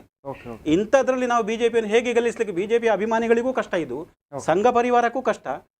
ಮತ್ತೆ ಇಲ್ಲಿ ಇನ್ನೊಂದು ದೊಡ್ಡ ದುರಂತ ಇದೆ. ಮುಸ್ಲಿಮರು ಹಿಂದೂಗಳ ಮೇಲೆ ಮಾಡಿದರೆ ಅದು ದೊಡ್ಡ ದೌರ್ಜನ್ಯ, ಹಿಂದೂಗಳ ಮೇಲೆ ಮಾಡಿದರೆ, ಸಶಕ್ತವಾದಂಥ ಹಿಂದೂ ದುರ್ಬಲನಾದ ಹಿಂದೂಗಳ ಮೇಲೆ ಅನ್ಯಾಯ ಅನಾಚಾರ ದೌರ್ಜನ್ಯ ಮಾಡಿದರೆ ನೀವು ಇದಕ್ಕೆ ಯಾವ ಸ್ಟ್ಯಾಟಿಸ್ಟಿಕ್ಸ್ ಏನು ಮಾಡ್ತೀರಿ ಹೇಳಿ? ಮತ್ತೆ ಇನ್ನು ನಮ್ಮ ಮಿನಿಸ್ಟ್ರಿಗಳು ಹೇಗೆ ಅಂತಂದರೆ, ಯಾರ್ದಾರು ನೀವು ಒಂದು ನಿರ್ದಿಷ್ಟವಾಗಿ ಹೇಳಿದರೆ ಅವನನ್ನು ಪಾರ್ಟಿ ಫಂಡರ್ ಅಂತ ಹೇಳಿ ನೀವು ಇದರ ಮೇಲೆ ಆಕ್ಷನ್ ಮಾಡದೆ ಕುತ್ಕೊಂಡ್ರೆ ಅದು ಹೇಗೆ ಆದೀತು? ಇವತ್ತು ಕರ್ನಾಟಕದಲ್ಲಿ BJP ಸರ್ಕಾರದಲ್ಲಿ ನಡೆಯುವುದು ಹೀಗೆ. ಆದ್ರಿಂದ BJPಯ ನೆಲೆಯನ್ನು ಇರುವುದನ್ನು ಅವರು ಉಳಿಸಿಕೊಳ್ಳಿಕ್ಕೆ ಆಗ್ತದೆ ನೋಡಬೇಕು. ಕಾಂಗ್ರೆಸ್ ತನ್ನ ಅನೇಕ ನಾಯಕರು ತನ್ನ ಭಿನ್ನಮತಗಳನ್ನು ಬದಿಗಿಟ್ಟುಕೊಂಡು ಹೋದರೆ ಅಥವಾ ಅದನ್ನು ಸರಿ ಮಾಡಿಕೊಂಡು ಹೋದರೆ, ಮತ್ತು ಸಿದ್ದರಾಮಯ್ಯರು ಕೂಡ ನನಗೆ 2ನೇ ಅವಧಿಯ ಮುಖ್ಯಮಂತ್ರಿ ಆಗೋದು ಒಂದು ಪಕ್ಷದೇತರ ದೃಷ್ಟಿಯಿಂದ ತ್ಯಾಗ ಮಾಡ್ತೀನಿ ಅಂತ ಹೇಳಿದರೆ, ಯಾಕಂದರೆ ಬಹಳ ಡ್ಯಾಮೇಜ್ ಮಾಡ್ತಿರೋದು ಕಾಂಗ್ರೆಸ್ಸಿಗೆ. ಒಂದು DK ಶಿವಕುಮಾರರ ಮಾತು, ಇನ್ನೊಂದು ಸಿದ್ದರಾಮಯ್ಯರ ಮಾತು. ಅಲ್ಲಿ ನೋಡಿ, ಇದರಲ್ಲಿ ಬಹಳ ಚಂದದ ಒಂದು ಕಾರ್ಡನ್ನು ಉರುಳಿಸ್ತಾರೆ JDSನವರು. ನಾನು ಗೆದ್ರೆ ಇಂಥವರು ಮುಖ್ಯಮಂತ್ರಿ, ಇಂಥವರು ನೇರ ಹೇಳ್ಬಿಟ್ಟಿದ್ದಾರೆ. ಆದ್ರಿಂದ ಇಲ್ಲಿ ನೋಡಿ, ಇಲ್ಲಿ ನಮ್ಗೀಗ ಪ್ರಾದೇಶಿಕ ಪಕ್ಷಗಳು ಅವರು 30 ಓಟ್ ಬಂದ್ರು ಸಹ, ಅಲ್ಲ 30 ಸ್ಥಾನ ಬಂದ್ರು ಸಹ ಅವರು ಕಿಂಗ್ ಮೇಕರ್ ಆಗ್ತಾರೆ. ಹೌದು, ಕಿಂಗ್ ಮೇಕರ್. ಇನ್ನು ಇದರಲ್ಲಿ ಸರ್ ಒಂದು ಮುಖ್ಯ ಅಂಶ ನೀವು ಏನು ಗಮನಿಸಬೇಕು ಅಂತ ಹೇಳಿದ್ರೆ, ಕರ್ನಾಟಕ ಮತ್ತು ಗುಜರಾತಿಗೆ ಮತ್ತು ಕೇಂದ್ರ ಸರ್ಕಾರಕ್ಕೂ ನಮ್ಮ ಇಲ್ಲಿಗೂ ಏನು ವ್ಯತ್ಯಾಸ ಇದೆ ಅಂತ ಹೇಳಿದ್ರೆ, ಮೋದಿ ಅವರು ಮತ್ತು ಅಮಿತ್ ಶಾ ಅವರದ್ದು ಅಧಿಕಾರಕ್ಕೆ ಬಂದ ಜೊತೆಗೆ ಅದರ ಜೊತೆಗೆ ಅವರು ಪಕ್ಷವನ್ನು ಇರಿಸಿಕೊಂಡಿದ್ದಾರೆ. ಅಮಿತ್ ಶಾ ಹೆಚ್ಚು ಕಡಿಮೆ ಪ್ರತಿನಿತ್ಯ ಪಕ್ಷದ ಬೆಳವಣಿಗೆಯನ್ನು ಹರೀಶ್ ಅವರೇ, ನಿಮ್ಮ ಹತ್ರ ಮಾತಾಡ್ತೀನಿ. ನಮಗೆ ಉಡುಪಿ ಸ್ಟುಡಿಯೋದಿಂದ ಸುದ್ದಿ ವಿಭಾಗದ ಮುಖ್ಯಸ್ಥರು ನಾಗರಾಜ್ ವರ್ಕಡಿ ಅವರು ಕನೆಕ್ಟ್ ಆಗಿದ್ದಾರೆ. ಹಲೋ ಕುಮಾರ್. ಎಸ್, ನಮಸ್ತೆ ಸರ್. ನಮಸ್ತೆ. 2 ರಾಜ್ಯಗಳ ವಿಧಾನಸಭಾ ಚುನಾವಣೆಯ ತೀರ್ಪು, ಜನರ ಆದೇಶ ಅನ್ನುವಂಥದ್ದು ಇವತ್ತು ಇಡೀ ಪ್ರಪಂಚಕ್ಕೆ ಗೊತ್ತಾಗಿದೆ ಸರ್. ಹೌದು. ಈ ಚುನಾವಣೆ ಅನ್ನುವಂಥದ್ದು ಒಂದು ಕಡೆ ಗುಜರಾತ್ನಲ್ಲಿ ಐತಿಹಾಸಿಕ ಗೆಲುವು BJPಗೆ, ಈ ಕಡೆ ಹಿಮಾಚಲ ಪ್ರದೇಶದಲ್ಲಿ ಕಾಂಗ್ರೆಸ್ಗೂ ಕೂಡ ಗೆಲುವಾಗಿರುವಂಥದ್ದು. ಪಕ್ಷಗಳಿಗೆ ಸಂಭ್ರಮ ಇದೆ ಸರ್. ಆದ್ರೆ ಒಂದು ರಾಜಕೀಯ ವಲಯವನ್ನ ಗಮನಿಸುವಾಗ ಈ ಒಂದು ಚುನಾವಣೆಯ ಬಗ್ಗೆ ತಾವು ಒಂದು ಸುದ್ದಿ ವಿಭಾಗದಲ್ಲಿ ಇದ್ದು ತಾವು ಏನ್ ಹೇಳ್ತೀರಿ ಈ ಒಂದು ಚುನಾವಣೆಯ ಬಗ್ಗೆ ಅಂತ, ಫಲಿತಾಂಶದ ಬಗ್ಗೆ? ಕುಮಾರ್, ಮೇಲ್ನೋಟಕ್ಕೆ ಇದು ಕೇವಲ ಚುನಾವಣೆ ಫಲಿತಾಂಶ ಅಂತ ನಾವು ಅಂದುಕೊಂಡ್ರೆ ಬಹುಶಃ ಸಾಮಾನ್ಯ ಜನರಿಗೆ ಏನಾಗುತ್ತೆ ಅಂದ್ರೆ BJP ಅಲ್ಲಿ ಗೆದ್ದಿತ್ತು, ಕಾಂಗ್ರೆಸ್ ಇಲ್ಲಿ ಗೆದ್ದಿತ್ತು ಅಂತ. ಆದ್ರೆ ಇಲ್ಲಿ ಬಹಳಷ್ಟು ಮುಖ್ಯವಾಗಿ ಗಮನಿಸಬೇಕಾದ್ದು ಆಪ್ನ ಸಾಧನೆಯನ್ನ, ಆಮ್ ಆದ್ಮಿ ಪಕ್ಷದ ಸಾಧನೆಯನ್ನ ನಾವಿಲ್ಲಿ ಗಮನಿಸಲೇಬೇಕು. ಯಾಕೆಂದ್ರೆ ಇವತ್ತಿಗೆ ರಾಷ್ಟ್ರೀಯ ಪಕ್ಷವಾಗಿ ಅದು ಸೇರ್ಪಡೆಗೊಳ್ತಾ ಇದೆ. ಏನು ಇಷ್ಟು ಶೇಕಡವಾರು ಮತ ಬೇಕಿತ್ತು ಅನ್ನೋದು ಏನವರಿಗೆ ಇತ್ತು, ಅದನ್ನ ಅವರು ಇವತ್ತು ಸಾಬೀತು ಮಾಡಿದ್ದಾರೆ. ಅವರ ಸಾಧನೆ ನಿಜವಾಗಿ ಮೆಚ್ಚಬೇಕು. ಇತ್ತೀಚೆಗೆ ಒಬ್ಬರು ರಾಜಕೀಯ ವಿಶ್ಲೇಷಕರು ಹೇಳಿದ್ರು ಗುಜರಾತ್ನ ಬಗ್ಗೆ. ನಮಗೆ ಏನು ಇಲ್ಲಿ ಮೇಲ್ನೋಟ ಕಾಣ್ತದೆ ಅಂದ್ರೆ, ಒಂದು ಆಮ್ ಆದ್ಮಿ ಪಕ್ಷ ಏನು ಹೋರಾಟವನ್ನ ಕೊಟ್ಟಿದೆ BJPಗೆ, ಅಷ್ಟು ಹೋರಾಟ ಕಾಂಗ್ರೆಸ್ ಇಂದ ಕೊಡ್ಲಿಕ್ಕೆ ಆಗಿಲ್ಲ ಅಂತ ಈ ಚುನಾವಣೆ ಮಟ್ಟಿಗೆ. ಯಾಕಂದ್ರೆ ಕಾಂಗ್ರೆಸ್ ಯಾವತ್ತು ದೇಶದ ಒಂದು ಪ್ರಮುಖ ಪಕ್ಷ ಆಗಿತ್ತು, BJPಗೆ ಸೆಡ್ಡು ಹೊಡೆಯುವಂತ ಪಕ್ಷ ಅಂತ ಏನು ಅಂದುಕೊಳ್ತಾ ಇದ್ರು. ಗುಜರಾತ್ನ ಮಟ್ಟಿಗೆ ಗಮನಿಸಿದ್ರೆ ಕಾಂಗ್ರೆಸ್ ಗೆದ್ದಂತಹ ಏನು ಸೀಟ್ ಇದೆ ಅದು ನಾವು ಕಳೆದ ಬಾರಿ ಗಮನಿಸಿದ್ರೆ ಎಷ್ಟೋ ಕಡಿಮೆ ಇದೆ ಅಲ್ವಾ? ಹೌದು. ಹಾಗಿದ್ರೆ ಹೊಸದಾಗಿ ಎಲ್ಲೋ ಹುಟ್ಟುಕೊಂಡು ಇನ್ನು ಬೆರಳೆಣಿಕೆ ವರ್ಷಗಳಾಗಿರುವಂತಹ ಒಂದು ಆಮ್ ಆದ್ಮಿ ಪಕ್ಷ ಗುಜರಾತ್ನಲ್ಲಿ ಖಾತೆ ತೆರೆಯುವುದರ ಮೂಲಕ ತನ್ನ ಒಂದು ಹೆಜ್ಜೆಯನ್ನು ಅಲ್ಲಿ ಇಟ್ಟಿದೆ ಅಂದ್ರೆ ನಿಜಕ್ಕೂ BJP ಗೆಲುವು ಒಂದೆಡೆ ಆದರೆ ಆಪ್ನ ಸಾಧನೆ ದೊಡ್ಡದು ಅಂತ ನಾನು ಹೇಳ್ಬೋದು. ಇನ್ನೊಂದೆಡೆ ಹಿಮಾಚಲ ಪ್ರದೇಶದಲ್ಲಿ ಕಾಂಗ್ರೆಸ್ ಪಕ್ಷ ಗೆಲುವನ್ನ ಸಾಧಿಸಿದೆ. ಕಾರಣ ಅದಕ್ಕೆ ಅಲ್ಲಿರುವಂತಹ ನಾಯಕರ ಅದ್ಭುತವಾದಂತಹ ಶ್ರಮ ಕಾರಣ ಅಂತ ನನಗೆ ಅನಿಸ್ತಾ ಇದೆ ಕುಮಾರ್. ಅಂದ್ರೆ ಅಲ್ಲಿನ ರಾಜ್ಯದ ನಾಯಕರ ಬಗ್ಗೆ ಹೇಳ್ತಾ ಇದ್ದೀರಾ ತಾವು? ಕಾಂಗ್ರೆಸ್? ಹೌದು. ಕಾಂಗ್ರೆಸ್ನ ರಾಷ್ಟ್ರೀಯ ನಾಯಕರ ವರ್ಚಸ್ಸಲ್ಲಿ ವರ್ಕೌಟ್ ಆಗಿಲ್ಲ ಅಂತೀರಾ ಹಾಗಾದ್ರೆ? ಕಾಂಗ್ರೆಸ್ ರಾಷ್ಟ್ರೀಯ ನಾಯಕರ ವರ್ಚಸ್ಸಲ್ಲಿ ಮುಖ್ಯವಾಗಿರುವಂತದ್ದು ಹಿಮಾಚಲ ಪ್ರದೇಶರು ಏನು ಚಿಕ್ಕಾಣಿಯನ್ನು ಹಿಡಿದಿದ್ದಾರೆ, ಬಹುಶಃ ಅವರು ಇರುವ ಭಿನ್ನಮತಗಳನ್ನು ಮರೆಮಾಚಿ ಅವರು ಅದ್ಭುತವಾದಂತಹ ಕೆಲಸವನ್ನ ಮಾಡಿದ ಪ್ರತಿಫಲ ಇದಂತ ಕಾಣುತ್ತದೆ ನನಗೆ. ಯಾಕೆಂದ್ರೆ ನೀವು ಬೇರೆ ಕಡೆ ಗಮನಿಸಿದ್ರೆ, ಈಗ ನೋಡಿ ನಮ್ಮ ಜಯರಾಮ್ ಅವರು ಹೇಳ್ತಾ ಇದ್ರು ಅದೇ ವಿಚಾರವನ್ನ. ಓಕೆ. ಕೇವಲ ಮೋದಿ ಮೋದಿ ಅಂತ ಹೇಳಿಕೊಂಡು ಮೋದಿಯ ಏನು ಸಾಧನೆ ಇದೆ ಅದನ್ನೇ ಇಟ್ಟುಕೊಂಡು ಅದು ನನ್ನ ಗೆಲುವಿಗೆ ಕಾರಣ ಆಗ್ತದೆ ಅಂತ ಅನ್ನೋದು ಒಂದು ಭ್ರಮೆ ಆಗುವಂತ ಸಾಧ್ಯತೆ ಇದೆ ಇನ್ನು ಮುಂದಿನ ದಿನಗಳಲ್ಲಿ. ನಾವು ಮೋದಿಯ ಸಾಧನೆ ಹೇಳಿದರೆ ನಮ್ಮ ಕಾರ್ಯದಲ್ಲಿ ನಮ್ಮ ಸಾಧನೆ ಮಾಡ್ಬೇಕಲ್ಲ, ಕಾರ್ಯಕ್ಷೇತ್ರದಲ್ಲಿ. ಕರಾವಳಿಯನ್ನೇ ಗಮನಿಸಿ ನೀವು ಬೈಂದೂರು, ಕುಂದಾಪುರ, ಕಾರ್ಕಳ, ಕಾಪು, ಉಡುಪಿ, ಮೂಡಬಿದ್ರೆ, ಸುರತ್ಕಲ್, ಮಂಗಳೂರು, ಬೆಳ್ತಂಗಡಿ, ಪುತ್ತೂರು, ಸುಳ್ಯ, ಉಳ್ಳಾಲ ಮಾತ್ರ ನಮಗೆ ಕಾಂಗ್ರೆಸ್ ಅದನ್ನು ವಶಪಡಿಸಿಕೊಂಡಿದೆ. ಇಷ್ಟು ಕ್ಷೇತ್ರಗಳಲ್ಲಿ ಬಿಜೆಪಿ ಇದ್ರೂ ಕೂಡ ಇವತ್ತಿಯೂ ಕೂಡ ಬಹಳಷ್ಟು ಜನ ಒಂದು ರೀತಿ ಅಸಮಾಧಾನವನ್ನು ವ್ಯಕ್ತಪಡಿಸ್ತಾ ಇದ್ದಾರೆ. ಅದನ್ನ ಕಾಂಗ್ರೆಸ್ ನಾಯಕರು ಹೇಳೋದಕ್ಕೆ ಹಿಂಜರಿತಾ ಇದ್ದಾರೆ ಅಷ್ಟೇ. ಬಹುಶಃ ಮುಂದಿನ ಕರ್ನಾಟಕ ವಿಧಾನಸಭಾ ಚುನಾವಣೆ ಬಂದಾಗ ಬಿಜೆಪಿ ಇದನ್ನ ಅತ್ಯಂತ ಸ್ಪಷ್ಟವಾಗಿ ಮತ್ತು ಸೀರಿಯಸ್ ಆಗಿ ತಗೊಂಡಿಲ್ಲ ಅಂದ್ರೆ ಬಹಳಷ್ಟು ಕಷ್ಟದ ಅಂತ ಅನಿಸ್ತಾ ಇದೆ. ಯಾಕಂದ್ರೆ ಯಾವುದೊಂದು ಈಗಲೇ ಆಮ್ ಆದ್ಮಿ ಪಕ್ಷ ಈಗ 2 ದಿನಗಳ ಹಿಂದೆ ಉಡುಪಿಯಲ್ಲಿ ದಿವಾಕರ್ ಸನಿಲ್ ಅವರನ್ನ ಆಮ್ ಆದ್ಮಿ ಪಕ್ಷದ ಅದು ಕ್ಯಾಂಡಿಡೇಟ್ ಅಂತ ಘೋಷಣೆ ಮಾಡಿದ್ದಾರೆ. ಸೊ ಒಂದಲ್ಲ ಒಂದು ಪಕ್ಷ ಕರ್ನಾಟಕದಲ್ಲಿ ಆಮ್ ಆದ್ಮಿಯ ವರ್ಚಸ್ಸು ಅಥವಾ ಅವರ ಪ್ರಚಾರಗಳು ವರ್ಕೌಟ್ ಆಗ್ಬೋದಾಗಾದ್ರೆ ಕರ್ನಾಟಕದಲ್ಲಿ ಆಗ್ತದೆ ಅನ್ನೋದಕ್ಕಿಂತಲೂ ಕಾಂಗ್ರೆಸ್ ಬಿಜೆಪಿ ಎಲ್ಲಿ ತುಂಬಾ ಹೊಡೆದಾಡ್ಕೊಂಡು ಅಥವಾ ಯಾರ್ದು ಏಕ ಮನೋಪಲಿ ಅಂತ ಏನ್ ಹೇಳ್ತೇವೆ ಏಕ ಪ್ರಕಾರ ಇಲ್ಲಿ ಹೋಗ್ತಾರೆ ಅಲ್ಲಿ ಗೆಲುವು ಸಾಧಿಸ್ತಾರೆ ಅನ್ನೋದನ್ನ ಹೇಳೋದಿಲ್ಲ. ಆದ್ರೆ ಒಂದು ಚಿಕ್ಕ ಮಟ್ಟಿನ ಹೊಡೆತವನ್ನ ನೀಡ್ತಾರೆ. ಯಾವುದೋ ಒಂದು ಪಕ್ಷದ ಮತಗಳು ಬೇರೆ ಕಡೆಗೆ ಹೋಗುದಂತ ಖಂಡಿತ. ಈಗ ನಾವು ಬೇರೆ ಏನಂದ್ರೆ ನಾಗರಾಜ್ ಅವರೇ, ಜಯರಾಮ್ ಅವರು ಮಾತಾಡ್ತಾ ಇದ್ದಾರೆ. ನಾಗರಾಜ್ ಸರ್, ನೀವು ಹೇಳಿದಾಗೆ ಅವರು ಯಾರು ಗೆಲ್ಬೇಕಂತ ಹೇಳೋದನ್ನ ಅವರು ಡಿಸೈಡ್ ಮಾಡ್ತಾರೆ ಅಂತ ಕಾಣ್ತದೆ ಇನ್ನು ಮುಂದಿನ ಚುನಾವಣೆಯಲ್ಲಿ. ಸರ್ ಖಂಡಿತವಾಗಿ ಒಂದು ಸಮಯಕ್ಕೆ ನಾವು ಇದನ್ನ ಗಮನಿಸಬೇಕು. ಅಟಲ್ ಬಿಹಾರಿ ವಾಜಪೇಯಿ ಅವರು ಸಂಸತ್ತಿನಲ್ಲಿ ನಿಂತು ಕಾಂಗ್ರೆಸ್ ಪಕ್ಷದ ಒಂದು ಮಾತನ್ನ ಹೇಳಿದ್ರು, ಇವತ್ತಿಗೆ ನನ್ನೊಟ್ಟಿಗೆ ಬೆರಳೆಣಿಕೆ ಇರಬಹುದು, ಮುಂದಿನ ದಿನ ನೀವು ಬೆರಳೆಣಿಕೆ ಆಗ್ತೀರಿ, ನಾವು ಸರ್ಕಾರವನ್ನ ನಡೆಸ್ತೇವೆ ಅನ್ನೋ ಮಾತನ್ನ ಹೇಳಿದ್ರು. ಅಂದು ಮೂಲೆಗುಂಪಾಗಿದ್ದು ಅದನ್ನು ಸತತ ಹೋರಾಟದ ಮೂಲಕವೇ ಇವತ್ತು ಭಾರತೀಯ ಜನತಾ ಪಕ್ಷ ದೊಡ್ಡ ಪಕ್ಷವಾಗಿ ಹೊಮ್ಮಿದೆ, ಸರ್ಕಾರವನ್ನ ಮುನ್ನಡೆಸ್ತಾ ಇದೆ. ಹೌದು. ಇವತ್ತು ಆಮ್ ಆದ್ಮಿಯನ್ನು ನೋಡಿ ಸರ್, ದೆಹಲಿಯಲ್ಲಿ ಒಂದು ಕೆಲವೇ ವರ್ಷಗಳ ಹಿಂದೆ ಹುಟ್ಟಿಕೊಂಡದ್ದು ಪಂಜಾಬ್ನಲ್ಲೂ ತನ್ನ ಹಸ್ತವನ್ನು ವಿಸ್ತರಿಸಿದೆ ಅಂತ. ಹೌದು ಸರ್. ಖಂಡಿತವಾಗಿಯೂ ಆಮ್ ಆದ್ಮಿಯನ್ನ ಇನ್ನು ಮುಂದಿನ ದಿನಗಳಲ್ಲಿ ಲಘುವಾಗಿ ಪರಿಗಣಿಸೋದು ತಪ್ಪಾಗುತ್ತೆ. ಯಾಕಂದ್ರೆ ಆಮ್ ಆದ್ಮಿ ಪಕ್ಷದಿಂದ ಯಾರಿದ್ದಾರೆ ಅನ್ನೋದಕ್ಕಿಂತಲೂ ಬಿಜೆಪಿಯಲ್ಲೂ ಬೇಜಾರ ಪಡ್ಕೊಂಡು ಕಾಂಗ್ರೆಸ್ನಲ್ಲೂ ಬೇಜಾರ ಪಡ್ಕೊಂಡು ಒಂದಷ್ಟು ಏನು ತನ್ನ ಮಂದಿ ಬಾರ್ಬಲವನ್ನ ಕಟ್ಕೊಂಡವರು ಆಮ್ ಆದ್ಮಿಗೆ ನೇರವಾಗಿ ಹೋಗ್ತಾರೆ. ಜೆಡಿಎಸ್ ಇದೆ ಸರ್ ಅಲ್ಲಿ. ಕುಮಾರ್, ಇಲ್ಲಿ ಜೆಡಿಎಸ್ ಏನಾಗತ್ತೆ ಅಂದ್ರೆ ಇದರ ಹಿಂದೆನೂ ಅವರು ಪರಿಸ್ಥಿತಿಯ ಲಾಭವನ್ನೇ ಪಡ್ಕೊಂಡಿದ್ರು. ಹೌದು. ನಮ್ಮ ದಕ್ಷಿಣ ಕನ್ನಡ ಉಡುಪಿ ಮಟ್ಟಿ ಬಿಟ್ಟಾಕಿ. ಆದ್ರೆ ಬೇರೆ ಕಡೆ ಗಮನಿಸಿದ್ರೆ ಅನೇಕ ಕಡೆಗಳಲ್ಲಿ ದೇವೇಗೌಡರ ವರ್ಚಸ್ಸು ಮತ್ತೆ ಅವರದೊಂದು ಪ್ರಬಲವಾದಂತ ಏನು ಜಾತಿ ಲೆಕ್ಕಾಚಾರದ ವ್ಯವಸ್ಥೆಗಳೇನಿವೆ ಅದರಲ್ಲಿ ಇತ್ತೀಚಿನ ದಿನಗಳಲ್ಲಿ ಒಂದು ತನ್ನ ಸ್ಥಾನವನ್ನು ಉಳಿಸಿಕೊಂಡಿದ್ದಷ್ಟೇ. ಆದ್ರೆ ಈ ಕಳೆದ 1-2 ಚುನಾವಣೆ ಗಮನಿಸಿದ್ರೆ ಜೆಡಿಎಸ್ ನ ಸಾಧನೆ ಅಷ್ಟೇನಿಲ್ಲ. ಆದ್ರೂ ಇಲ್ಲಿ ಯಾವ ಪಕ್ಷದಲ್ಲಿ ಏನು ವೈಮಾನ ಸುಕ್ಕೊಂಡಿರ್ತದೆ ಅಥವಾ ಎಲ್ಲಿ ಮೂಲೆ ಗುಂಪಾಗಿರ್ತಾರೆ ಅವರು ಎಲ್ಲೂ ಎದುರಿಸಿದ್ರೆ ಆಗದಂತ ಕ್ಷಣಗಳಲ್ಲಿ ಆಮ್ ಆದ್ಮಿ ಮೂಲಕವರು ಹೋರಾಟವನ್ನ ನೀಡೋದು ಖಂಡಿತ, ಅಥವಾ ಅವರ ಮತಗಳನ್ನು ಆಮ್ ಆದ್ಮಿ ಮೂಲಕ ಹೋಗಿ ಚಲಾಯಿಸೋದು ಖಂಡಿತ. ಒಟ್ಟಿನಲ್ಲಿ ಕರ್ನಾಟಕದ ಮುಂಬರುವಂತ ಚುನಾವಣೆಗೆ ಈ ಎರಡು ಈಗ ಏನು ಫಲಿತಾಂಶ ಬಂದಿದೆ ಅದೇ ಎಫೆಕ್ಟ್ ಆಗೋದಿಲ್ಲ ಅಂತ ಹೇಳುದು, ಅಂದ್ರೆ ಪರಿಣಾಮ ಬೀರೋದಿಲ್ವಾ? ಹಾಗಾದ್ರೆ ಪರಿಣಾಮ ಬಿದ್ದೇ ಬೀಳ್ತದೆ. ಆದ್ರೆ ಮೈ ಮರೆತರೆ ಯಾರಿಗಾದ್ರೂ ಹೊಡೆತನ ಬೀಳುತ್ತೆ ಕುಮಾರ್. ಈ ಒಂದು ಕರ್ನಾಟಕದ ರಾಜ್ಯದ ರಾಜಕಾರಣವನ್ನ ನೋಡೋದಾದ್ರೆ ಕರಾವಳಿ ಭಾಗ ಮತ್ತೆ ಇತರ ಕರ್ನಾಟಕದ ಭಾಗಕ್ಕೂ ವ್ಯತ್ಯಾಸ ಇದೆ ಅಲ್ವ ಸರ್? ಹಾಗಾದ್ರೆ ಖಂಡಿತ ನೋಡಿ, ಕರಾವಳಿ ಭಾಗವನ್ನ ಏನಂದ್ರೆ ಬಿಜೆಪಿಯ ಪ್ರಯೋಗಶಾಲೆ ಅಂತಾನೆ ಹೇಳ್ತಾರೆ. ಹೌದು. ಬಿಜೆಪಿ ಏನೇ ಅಜೆಂಡಾ ಮಾಡ್ಲಿ ಮೊದಲು ಅದನ್ನ ಟ್ರಯಲ್ ನೋಡೋದೇ ಕರಾವಳಿಯಲ್ಲಿ.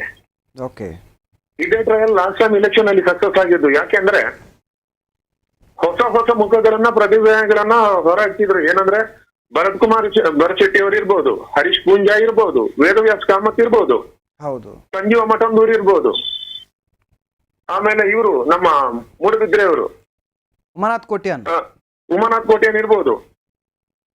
ಎಲ್ಲವನ್ನು ಹೊಸ ಮುಖಗಳನ್ನು ಹಾಕಿಬಿಟ್ರು. ಹೌದು.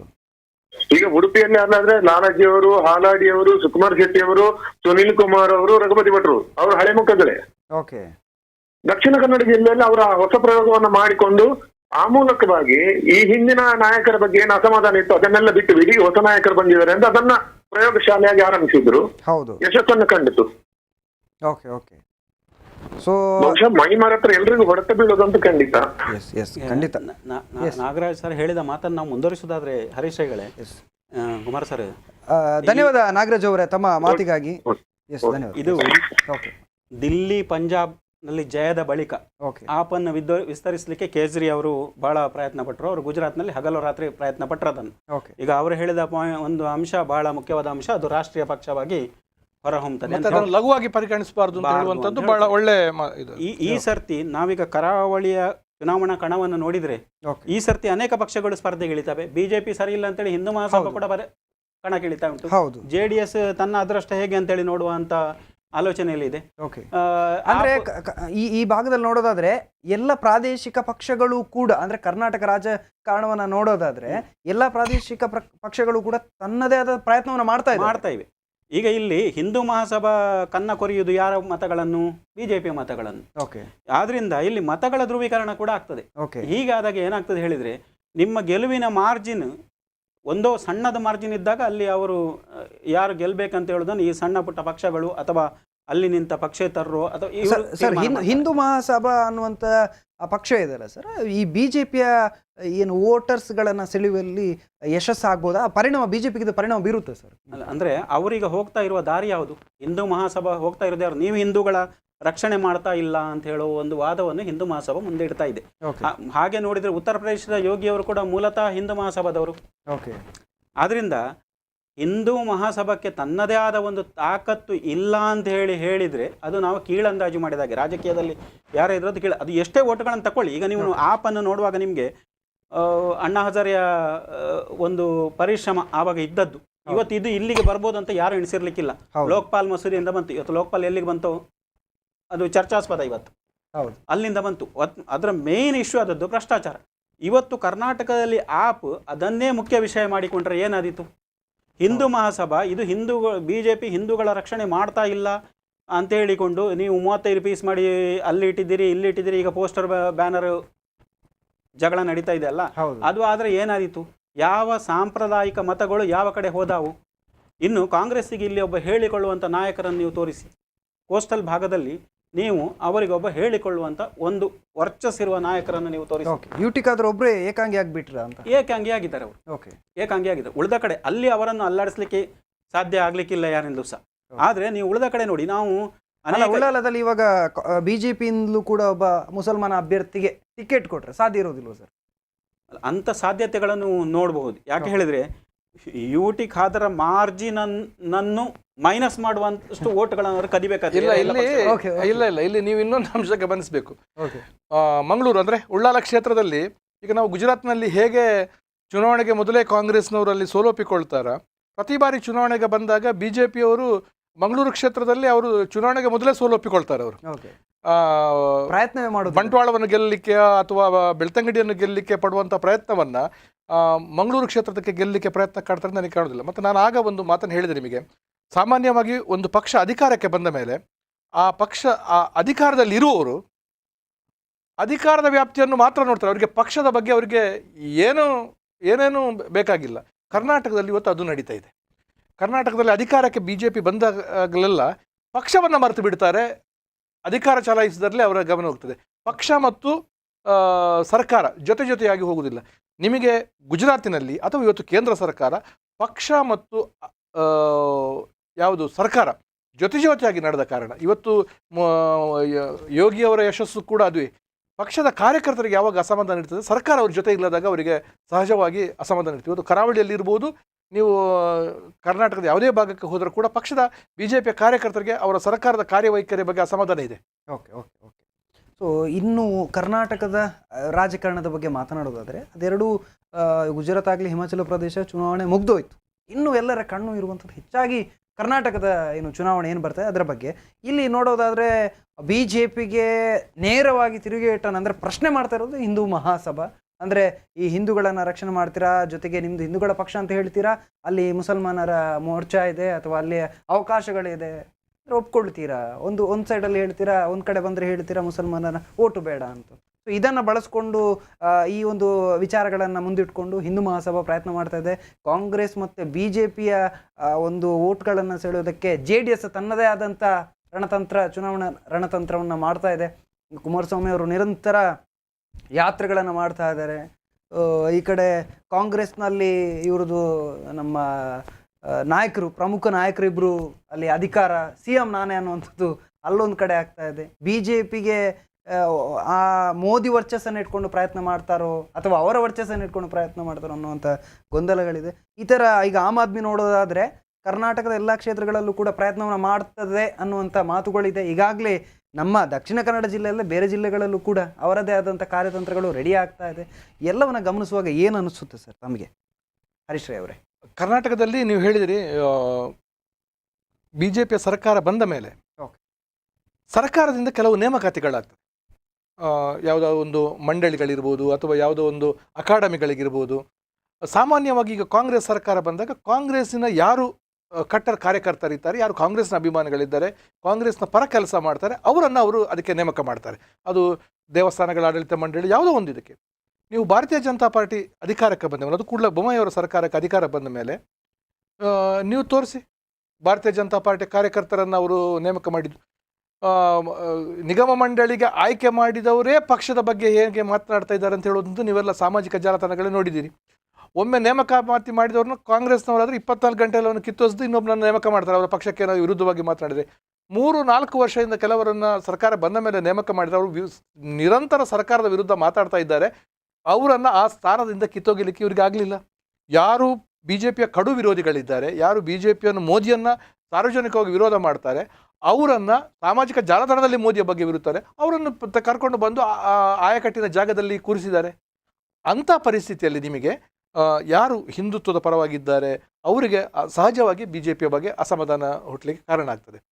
ಮತ್ತು ಆಮ್ ಆದ್ಮಿ ಈಗ ಗುಜರಾತಿನಲ್ಲಿ ಕೂಡ ಅವರ ಪ್ರಯೋಗ ಏನು ಅಂತ ಹೇಳಿದ್ರೆ ಅವ್ರಿಗೆ ಗೊತ್ತಿದೆ, ಅವರೇನು ಅಧಿಕಾರಕ್ಕೆ ಬರೋದಿಲ್ಲ, ಬಹಳಷ್ಟು ಸ್ಥಾನಗಳನ್ನು ಪಡೆಯೋದಿಲ್ಲ ಅಂತ ಗೊತ್ತಿಲ್ಲ. ಬಟ್ ಅವರಿಗೆ ಒಮ್ಮೆ ಅಲ್ಲಿ ಪ್ರವೇಶ ಆಗಬೇಕಿತ್ತು. ಹೌದು. ಸತತವಾಗಿ ಸ್ಪರ್ಧೆ ಮಾಡಿದಾಗ ಸಹಜವಾಗಿ ಜನಗಳು, ಇವತ್ತು ಎಡಪಕ್ಷಗಳು ವರ್ಷಿಡೀ ನಮ್ಮ ದಕ್ಷಿಣ ಕನ್ನಡ ಜಿಲ್ಲೆಯಲ್ಲಿ ಎಲ್ಲ ವಿಷಯಗಳ ಬಗ್ಗೆ ಹೋರಾಟ ಮಾಡ್ತಾರೆ. ಆದರೆ ಚುನಾವಣೆ ಬಂದಾಗ ಅವರು ಸ್ಪರ್ಧೆ ಮಾಡೋದಿಲ್ಲ. ಚುನಾವಣೆ ಬಂದಾಗ ಅವರು ಯಾರ ಜೊತೆ ಹೊಂದಾಣಿಕೆ ಮಾಡಿಕೊಳ್ತಾರೆ, ಅವರು 1,000, 2,000, 3,000 ಮತಗಳನ್ನು ಪಡ್ಕೊಳ್ತಾರೆ. ಒಂದು ವೇಳೆ ನಾನು ಎಡಪಕ್ಷದವರು ಇಲ್ಲಿ ಶಾಸಕರಿದ್ದರು, ಉಳ್ಳಾಲದಲ್ಲಿ ಎಡಪಕ್ಷ ಶಾಸಕರಿದ್ದರು ಮೊದಲು, ಸತತವಾಗಿ ಅವರು ಸ್ಪರ್ಧೆ ಮಾಡ್ತಾ ಇದ್ರೆ ಇವತ್ತು JDSಗಿಂತ ಮುಂಚೂಣಿಯಲ್ಲಿ ಆ ಪಕ್ಷಗಳು ಇರ್ತಿದ್ದು. ಭಾರತೀಯ ಜನತಾ ಪಾರ್ಟಿನ ಅವರು ಹೇಳಿದ್ರಲ್ಲ, ಆಗ 2 ಶಾಸಕರಿದ್ದರು ಕರ್ನಾಟಕದಲ್ಲಿ. ಅದು ವಸಂತ ಬಂಗೇರ್ ಅವರು ರಾಜೀನಾಮೆ ಕೊಟ್ಟ ಬಳಿಕ ಯಡಿಯೂರಪ್ಪ ಒಬ್ಬರೇ ಇದ್ದರು ಶಾಸಕರು. ಅವರು ಸತತವಾಗಿ ಸ್ಪರ್ಧೆ ಮಾಡಿ ಅಧಿಕಾರಕ್ಕೆ ಬರುವ ಹಂತಕ್ಕೆ ಬಂದರು. 2 ಲೋಕಸಭಾ ಸದಸ್ಯರಿದ್ದರು.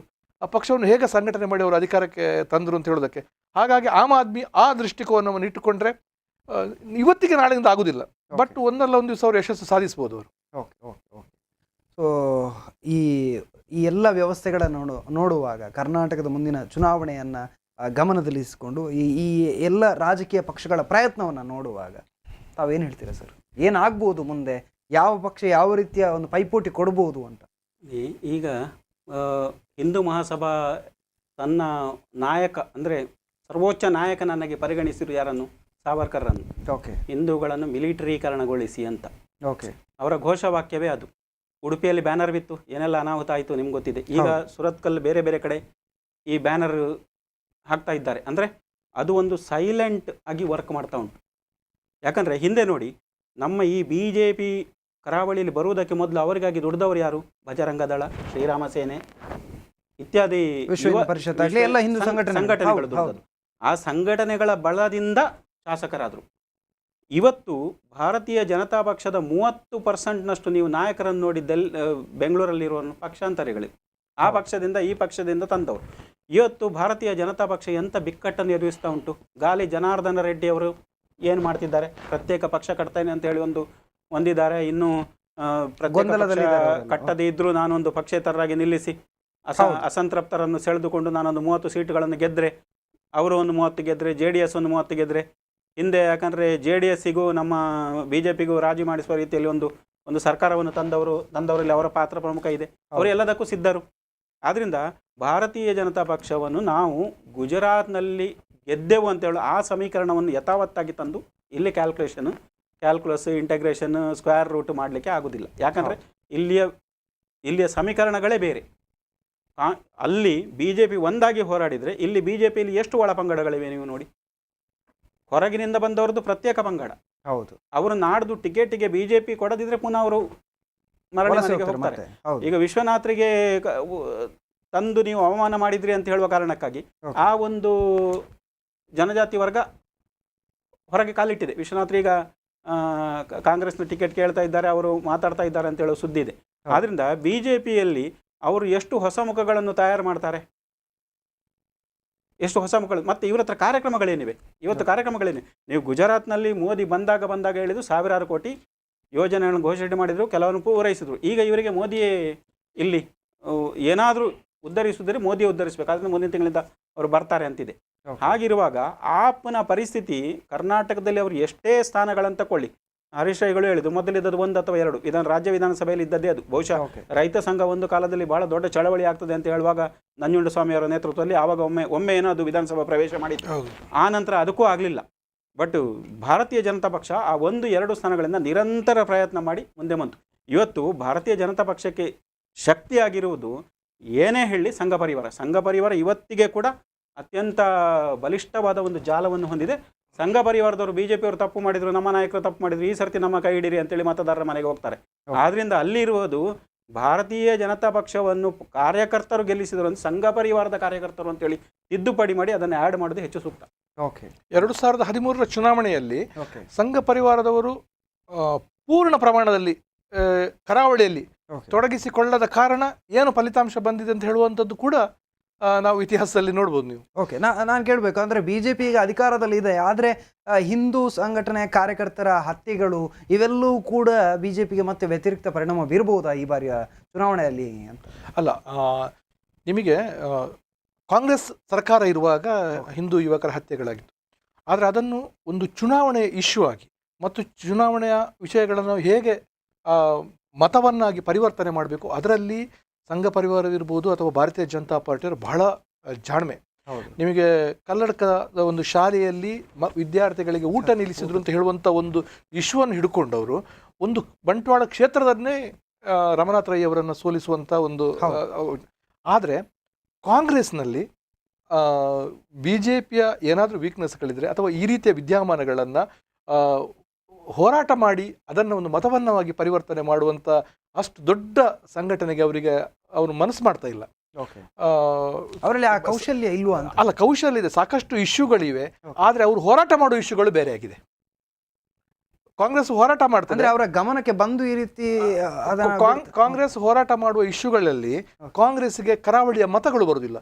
ಕರಾವಳಿಯ ಮತವನ್ನು ಸೆಳೆಯುವಂಥ ಹೋರಾಟಗಳಿಗೆ ಕಾಂಗ್ರೆಸ್ ಇಳಿದ್ರೆ ಭಾರತೀಯ ಜನತಾ ಪಾರ್ಟಿಗೆ ಪ್ರಬಲ ಸವಾಲು. ನಾನು ಕರಾವಳಿಯನ್ನು ಕೇಂದ್ರೀಕರಣ ಮಾಡಿ ಹೇಳುವಂಥದ್ದು.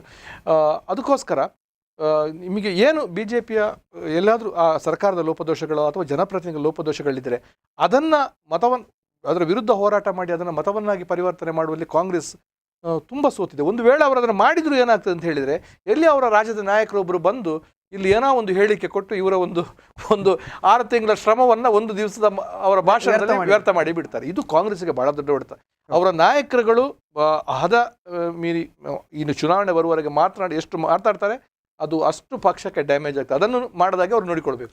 ಅವರ ಮಾತಿನ ಅವರಿಗೆ ಪೆಟ್ಟು ಬೀಳ್ತಾರೆ. ಹೌದು. ಮತ್ತು ಕೊನೆಯದಾಗಿ ಇಲ್ಲಿ ಒಂದು ನೋಡಬೇಕು, ನೀವು ವೀರಪ್ಪ ಮೊಯ್ಲಿ ಮುಖ್ಯಮಂತ್ರಿ ಆಗಿದ್ದಾಗ ಹೈಕಮಾಂಡ್ ಕಾಂಗ್ರೆಸ್ನಷ್ಟು ಎಷ್ಟು ಪ್ರಭಾವಶಾಲಿ ಆಗಿತ್ತು. ಲಕೋಟೆಯಲ್ಲಿ ಬದಲಿಸ್ತಾರೆ ಮುಖ್ಯಮಂತ್ರಿಗಳನ್ನು. ವೀರೇಂದ್ರ ಪಾಟೀಲ್ ನೋಡಿ, ಆಮೇಲೆ ಬಂಗಾರಪ್ಪ ನೋಡಿ ಅಲ್ವಾ. ಲಕೋಟೆ ಕೊಟ್ಟು ನೀವು ಇಂಥವ್ರ ಮುಖ್ಯಮಂತ್ರಿ, ಶಾಸಕಾಂಗ ಪಕ್ಷಕ್ಕೆ ಬೆಲೆ ಇಲ್ಲ ಅಲ್ಲಿ. CLP ಇವತ್ತು ಕಾಂಗ್ರೆಸ್ನ ಹೈಕಮಾಂಡ್ ಆ ಬಲದಲ್ಲಿ ಇಲ್ಲ. ಇಲ್ಲಿ ಮಲ್ಟಿಪಲ್ ನಾಯಕರಾಗಿದ್ದಾರೆ. ಒಂದು ಕ್ಷೇತ್ರಕ್ಕೆ ತುಂಬ ಮನೆ ನಾಯಕರು ಹೊಡೆದಾಡಿ ಬಿಡ್ತಾರೆ. ಆದ್ರಿಂದ ಟಿಕೆಟ್ ಸಿಕ್ಕದವ ಅಸಾಬಂಧಾನಿ ಆಗ್ತಾನೆ. ಆದರೆ ಕಾಂಗ್ರೆಸ್ನ ಹೈಕಮಾಂಡ್ ಬಲಿಷ್ಠ ಆಗಿದೆ. ಇಂಥವರು ಟಿಕೆಟ್ ಅಂದರೆ ಇಂಥವ್ರನ್ನ ನೀವು ಹೋರಾಡಬೇಕು, ಅವರ ಪರವಾಗಿ ನೀವು ಕ್ಯಾನ್ವಾಸ್ ಮಾಡಬೇಕು, ಅವರ ಪರವಾಗಿ ನೀವು ಕಣದಲ್ಲಿ ದುಡಿಬೇಕು.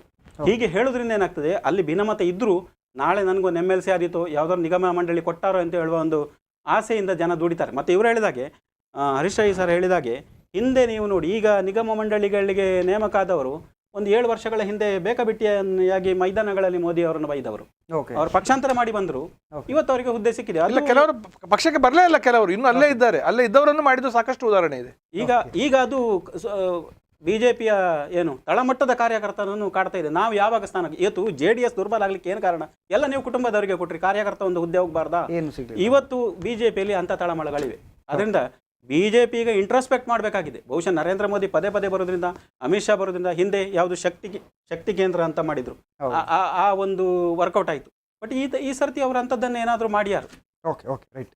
ಸೊ ಇವರಿಗೆ ಚರ್ಚೆ ಆಯಿತು, ಜೊತೆಗೆ ಇಬ್ಬರು ಅತಿಥಿಗಳು ಕೂಡ ಬಂದು ಈ ಒಂದು ರಾಜಕೀಯದ ವಲಯದಲ್ಲಿ ಈ ಒಂದು ಫಲಿತಾಂಶ, 2 ರಾಜ್ಯಗಳ ಚುನಾವಣೆಯ ಫಲಿತಾಂಶ ಯಾವ ರೀತಿ ಇದೆ, ಜೊತೆಗೆ ಆ ಫಲಿತಾಂಶ ಅನ್ನುವಂಥದ್ದು ಕರ್ನಾಟಕದಲ್ಲಿ ನಡೆಯುವಂಥ ವಿಧಾನಸಭಾ ಚುನಾವಣೆಗೆ ಯಾವ ರೀತಿಯ ಪರಿಣಾಮ ಬೀರ್ಬೋದು, ಯಾವ ರಾಜಕೀಯ ಪಕ್ಷ ಯಾವ ರೀತಿಯ ಪ್ರಯತ್ನ ಮಾಡ್ಬೋದು, ಯಾವ ಪಕ್ಷಕ್ಕೆ ಯಾವುದು ತುಂಬಾ ಎದುರಿಸಲಿಕ್ಕೆ ಕಷ್ಟ ಆಗುವಂಥ ವಿಚಾರಗಳಿವೆ, ಎಲ್ಲವನ್ನು ಕೂಡ ಮಾತನಾಡಿದ್ವಿ, ಚರ್ಚೆಯನ್ನು ಮಾಡಿದ್ವಿ. ಇಬ್ಬರು ಅತಿಥಿಗಳು ಬಂದು ಮಾತನಾಡಿದ್ದೀರಾ, ಇಬ್ಬರಿಗೂ ಕೂಡ ಅನಂತ ಧನ್ಯವಾದಗಳನ್ನು ತಿಳಿಸ್ತಾ ಇದ್ದೀವಿ. ವೀಕ್ಷಕರೇ, ಇವಿಷ್ಟು ಇವತ್ತಿನ ಚುನಾವಣೆಯ ಬಳಿಕ ನಡೆದಂತಹ ವಿಚಾರಗಳು, ಜೊತೆಗೆ ಈ ಚುನಾವಣೆಯ ಫಲಿತಾಂಶ ಅನ್ನುವಂಥದ್ದು ಮುಂಬರುವಂಥ ಕರ್ನಾಟಕ ವಿಧಾನಸಭಾ ಚುನಾವಣೆ ಯಾವ ರೀತಿಯ ಪರಿಣಾಮ ಬೀರುತ್ತೆ ಅನ್ನುವಂಥ ವಿಚಾರಗಳು. ಮುಖ್ಯವಾಗಿ BJPಗೆ ಸುಲಭದ ಗೆಲುವಿಲ್ಲ, ಹಾಗೆಯೇ ಕಾಂಗ್ರೆಸ್ಗೆ ಗೆಲ್ಲೋದಕ್ಕೆ ಸಾಧ್ಯ ಇಲ್ಲ ಅನ್ನುವಂಥ ಮಾತುಗಳನ್ನು ಹೇಳೋದಕ್ಕೂ ಕೂಡ ಸಾಧ್ಯ ಇರೋದಿಲ್ಲ. ಆಮ್ ಆದ್ಮಿ ಅನ್ನುವಂಥ ಪಕ್ಷ ಪ್ರಬಲ ಪಕ್ಷವಾಗಿ ಇಲ್ಲಿ ಗುರುತಿಸ್ಕೊಳ್ಬೋದು, ಹಿಂದೂ ಮಹಾಸಭಾ ಇರ್ಬೋದು ಅಥವಾ JDS ಇರ್ಬೋದು, ಎಲ್ಲವೂ ಕೂಡ ತಮ್ಮದೇ ಪೈಪೋಟಿಯನ್ನು ನೀಡ್ಬೋದು ಅನ್ನುವಂಥ ಮಾತುಗಳ ಜೊತೆಯಲ್ಲಿ ಯಾರು ಮತದಾರ ಬಂಧುಗಳಿದ್ದಾರೆ, ಅವರು ಯಾರು ಸೂಕ್ತವಾದಂಥ ಅಭ್ಯರ್ಥಿ ಯಾರಿದ್ದಾರೆ ಅವನ್ನ ಆಯ್ಕೆ ಮಾಡುವಂಥ ಮನಸ್ಸನ್ನು ಮಾಡಲಿ ಅಂತ ಹೇಳ್ತಾ, ಇದಾಗಿತ್ತು ಈ ಹೊತ್ತಿನ ವಿಶೇಷ ಸುದ್ದಿ ಹಾಗೂ ಮನೋರಂಜನೆಗಾಗಿ ನೋಡ್ತಾ ಇರಿ ಸ್ಪಂದನ ಟಿ.